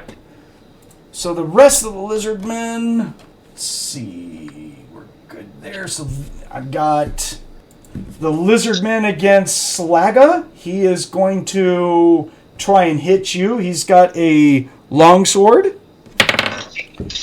And he is going to hit, so roll your parry. Alright, let's see here. I've got a +6 to parry. 24. That will easily parry, yes. He only got... I rolled good. He got a 17 total, but so... You're good. This lizard man is against Thonn. He's got a sword as well. He's going to try and hit Thonn. Gets a 10. Thonn is going to try and parry. He is +5. And I get a 12, which is a successful parry. Gets over his 10. We're good. All right. That guy can't cast anything. He's over there. Okay. So the lizard man, who is now blind, he was some type of spellcaster, obviously, is flailing around, and he moves over towards the side of the boat and jumps off into the water.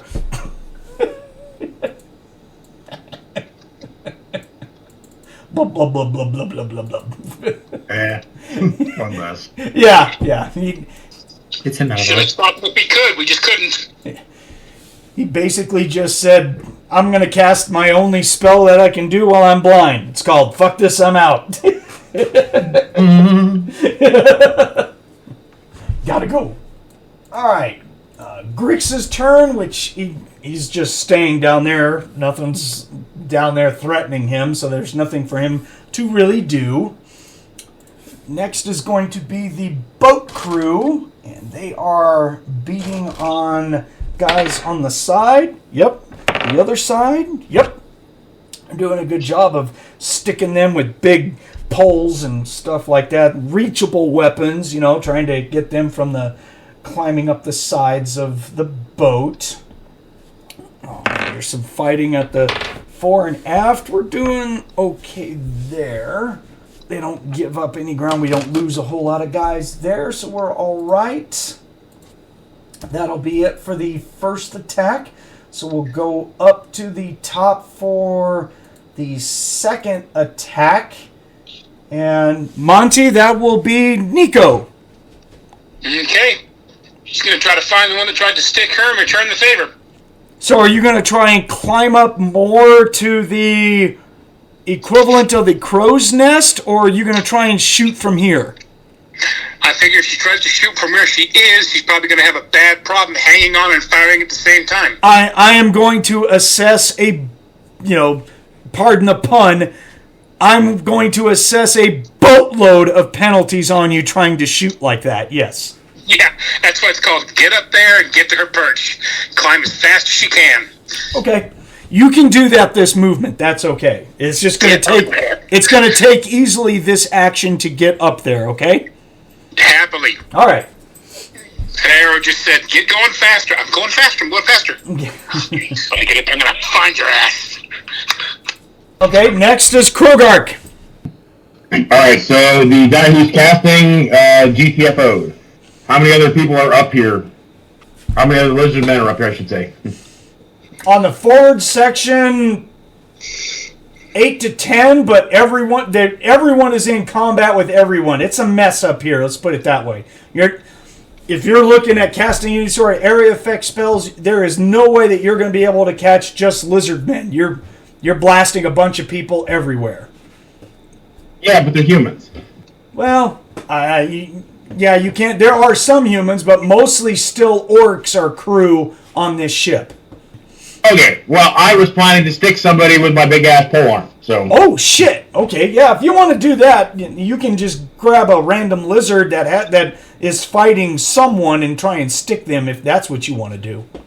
That's what I'm looking to do. Ooh, damn. You want to put that big pole to work, do you? Okay, you are. Yep, you are +4 to hit. Go for it. D20 +4. 21. Oh shit. Okay.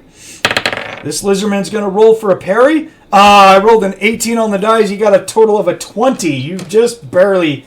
He tries to put his sword in the way as he's all like wide-eyed, going like, "Oh my god!"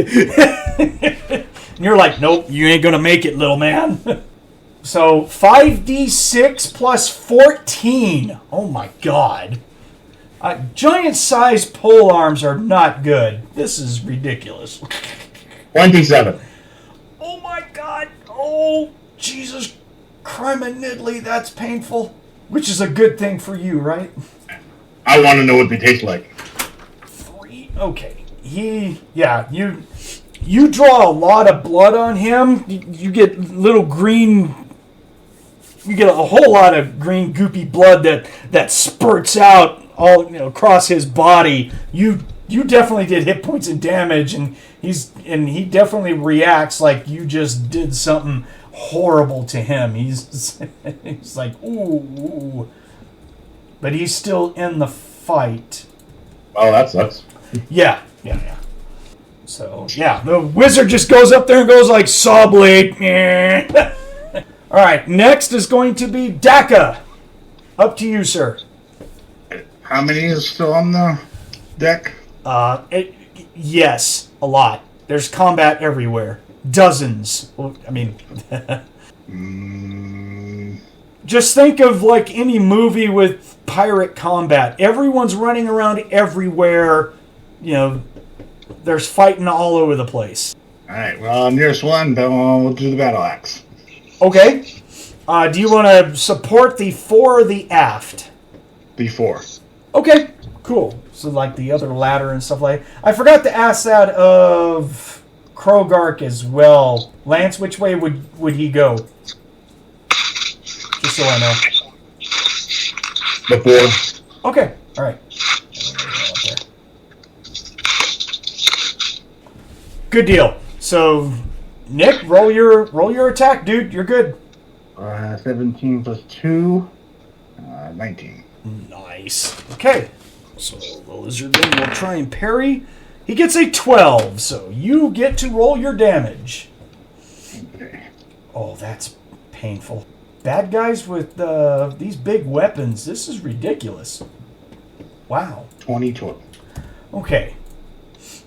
You hack through his SDC and do a few points of hit points, but he is still in the fight. And he just reacts as if you just plowed him. He's like, oh, wait a minute. What the hell is that? You got his attention, let's put it that way. Raw. Slagjah, you're up. I think there's a lizard that needs its head cut off. Okay. Yeah. And you are fore or aft? I can't remember. 4. Okay. And I forgot about my paired weapons thing, so I did miss that on a hit last time. So I will... Well, technically you only brought your battle axe up here.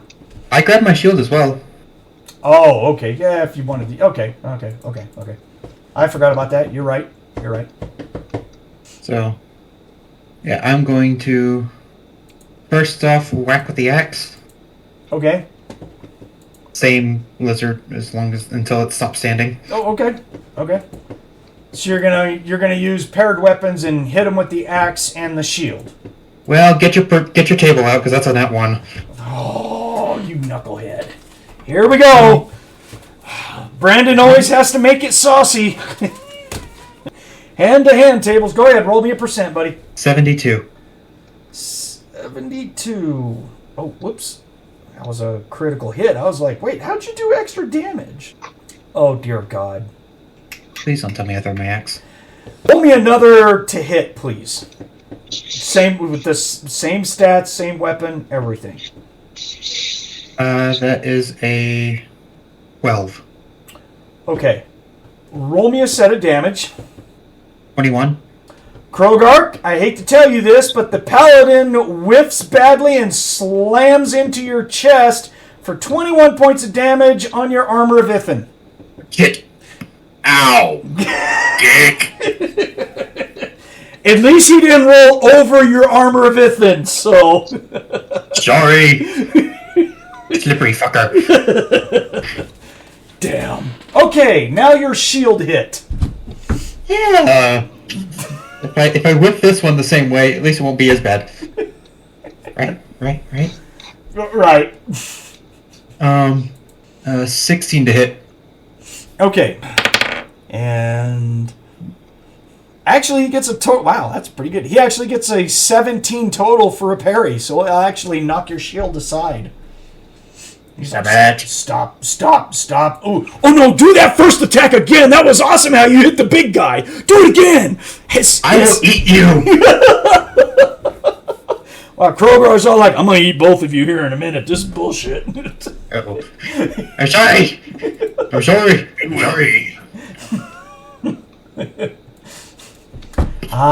Gotta love the tables. I'm sorry. I swear I didn't mean it. Damn. Back to Thonn. I'm going to beat the same guy. I'm going to call my stick fighting into activation again. And no, that's not going to be over an 18, so the stick fighting won't matter. But so I get a total of a 9. Let's see, does he parry? Oh, he gets a 16 to parry. Yep, I got parried. Oh, well. It sounded good, but good fight. All right. Next is these lizard men. Let's see, that number 1, it's against Slagjah. He is going to attack Slagjah. He is going to hit. Roll me a parry for Slagjah. 25. That will parry his 14. Good job. That guy can't go until the end of the round. This guy is against Krogark. And he is going to hit Krogark. You can roll me a parry there, Krogark. Use the one off your weapon, obviously, because that's higher. 17. That will parry his 15. Good job. Excellent. And last is Dakka. You are being attacked by a lizard man. And he technically hits. Roll me a parry for Dakka, please. Straight up, right? No, it's +3. I have the battle axe. Yes, +3 for your battle axe, yes. I rolled 2. So 5. You tie, so you win. Oh, God. Yeah. Dude, I rolled a 5 to hit. I mean, I was like, oh, that's fantastic. So... I looked at the number like, I'm going to get hit. That's okay. He wouldn't have pierced your armor anyways. He rolled a fucking 5. But anyways, you parry it without... He's like, swinging around. You're swinging around the same, you know. It's just I'm not a combat guy. yeah. It wasn't very skillful, but your weapons did for a second there make a like clunk sound as they meet somewhere in that. We're pairing off like a pair of LARPers. Yeah. Bing, bing, bing, bing, bing, bing, bing. That was hilarious. Okay. That's good. That lizard man with his bow is going to... He's following her getting up there. He pulls his bow back and he's going to let one fly on you. I don't know what you want to do. Do you want to burn an attack to try and dodge, or do you want to accept the blow? He's still trying to ping me while I'm on the mast, isn't he? Oh yeah. He knows where you're going. He's got your ass dialed in. Yep, that's problematic. And let's see, because this combat run, with the bow, I have 2 attacks, but I have to burn that one in order to dodge, right? Yeah. You're already down an additional attack for dodging previously, so. Yeah, you normally get 3, so it's like, okay. See what I can try to get out of the way. Are you going to spend an attack to dodge or accept the hit? Accept the hit. Okay. All right. Trust my armor. Yeah, and you just...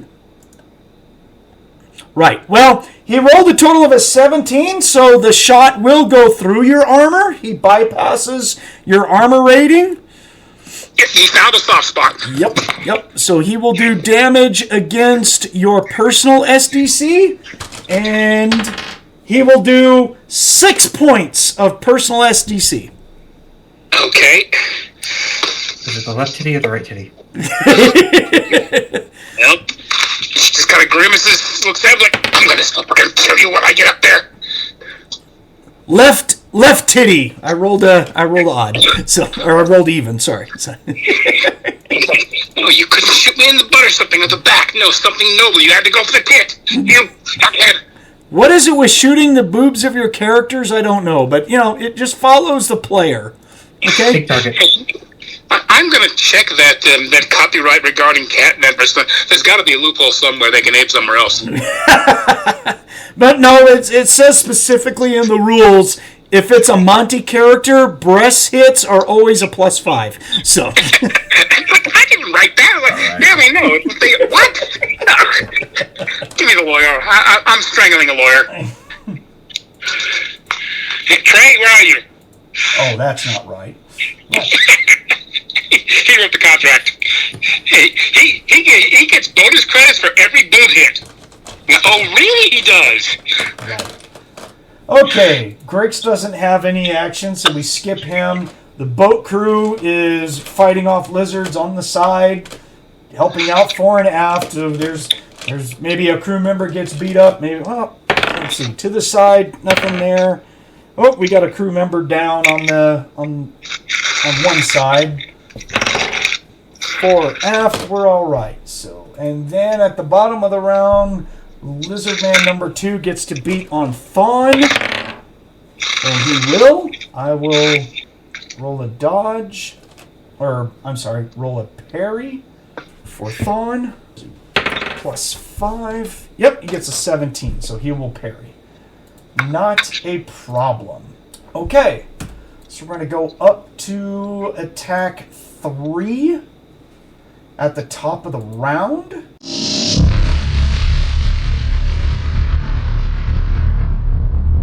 Welcome to a Psycho Squad Gaming Club role-playing episode. This features mature adults using mature language. If that bothers you, stop listening now. Enjoy our game and remember, alter reality on a regular basis. There we go.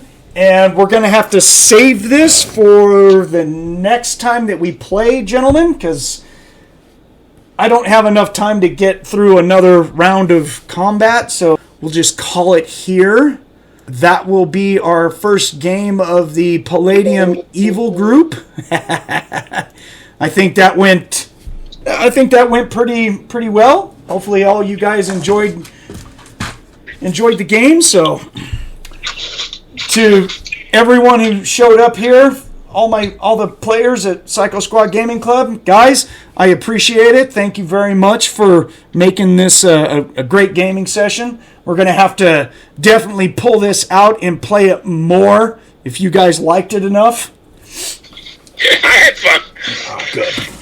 Seems like all you guys enjoy these characters, so we'll have to dive into this some more. What do the rest of you say? You guys good? Yes. Heck yeah. Definitely. All in the name of the Wah! Whoa. Right on, guys. Thank you very much for making it a great game today, man. That was awesome. For everyone who's listening in, we will be back. We've got other games that we have to play that we have going on, but this one is definitely a keeper, I think. So let us know down in the comments if you guys like the evil stuff. We're really gonna get all that much evil though, not this time. So we'll see what happens. Yeah. I'm disappointed in you, Nick. You really were not evil enough. We're saving the evil for later. I know. You got good guy points. You help somebody with their issues. Evil is good with its He dudes. does. He rolled it back to he sees himself as a hero. So I mean, if You can't go. Yeah, you can't. provide for him, then yeah, he's gonna do. Well, actually, he is providing for him because someone owes him a favor. So how he calls that in is up to him. She specifically did state that it didn't matter the type of favor. So, you know. And you guys got all freaked out when I offered him a bag. I'm just saying. Here's a paper bag. She's You know what to do. serious. She's very serious about that. Yeah. She means it. Understood, man.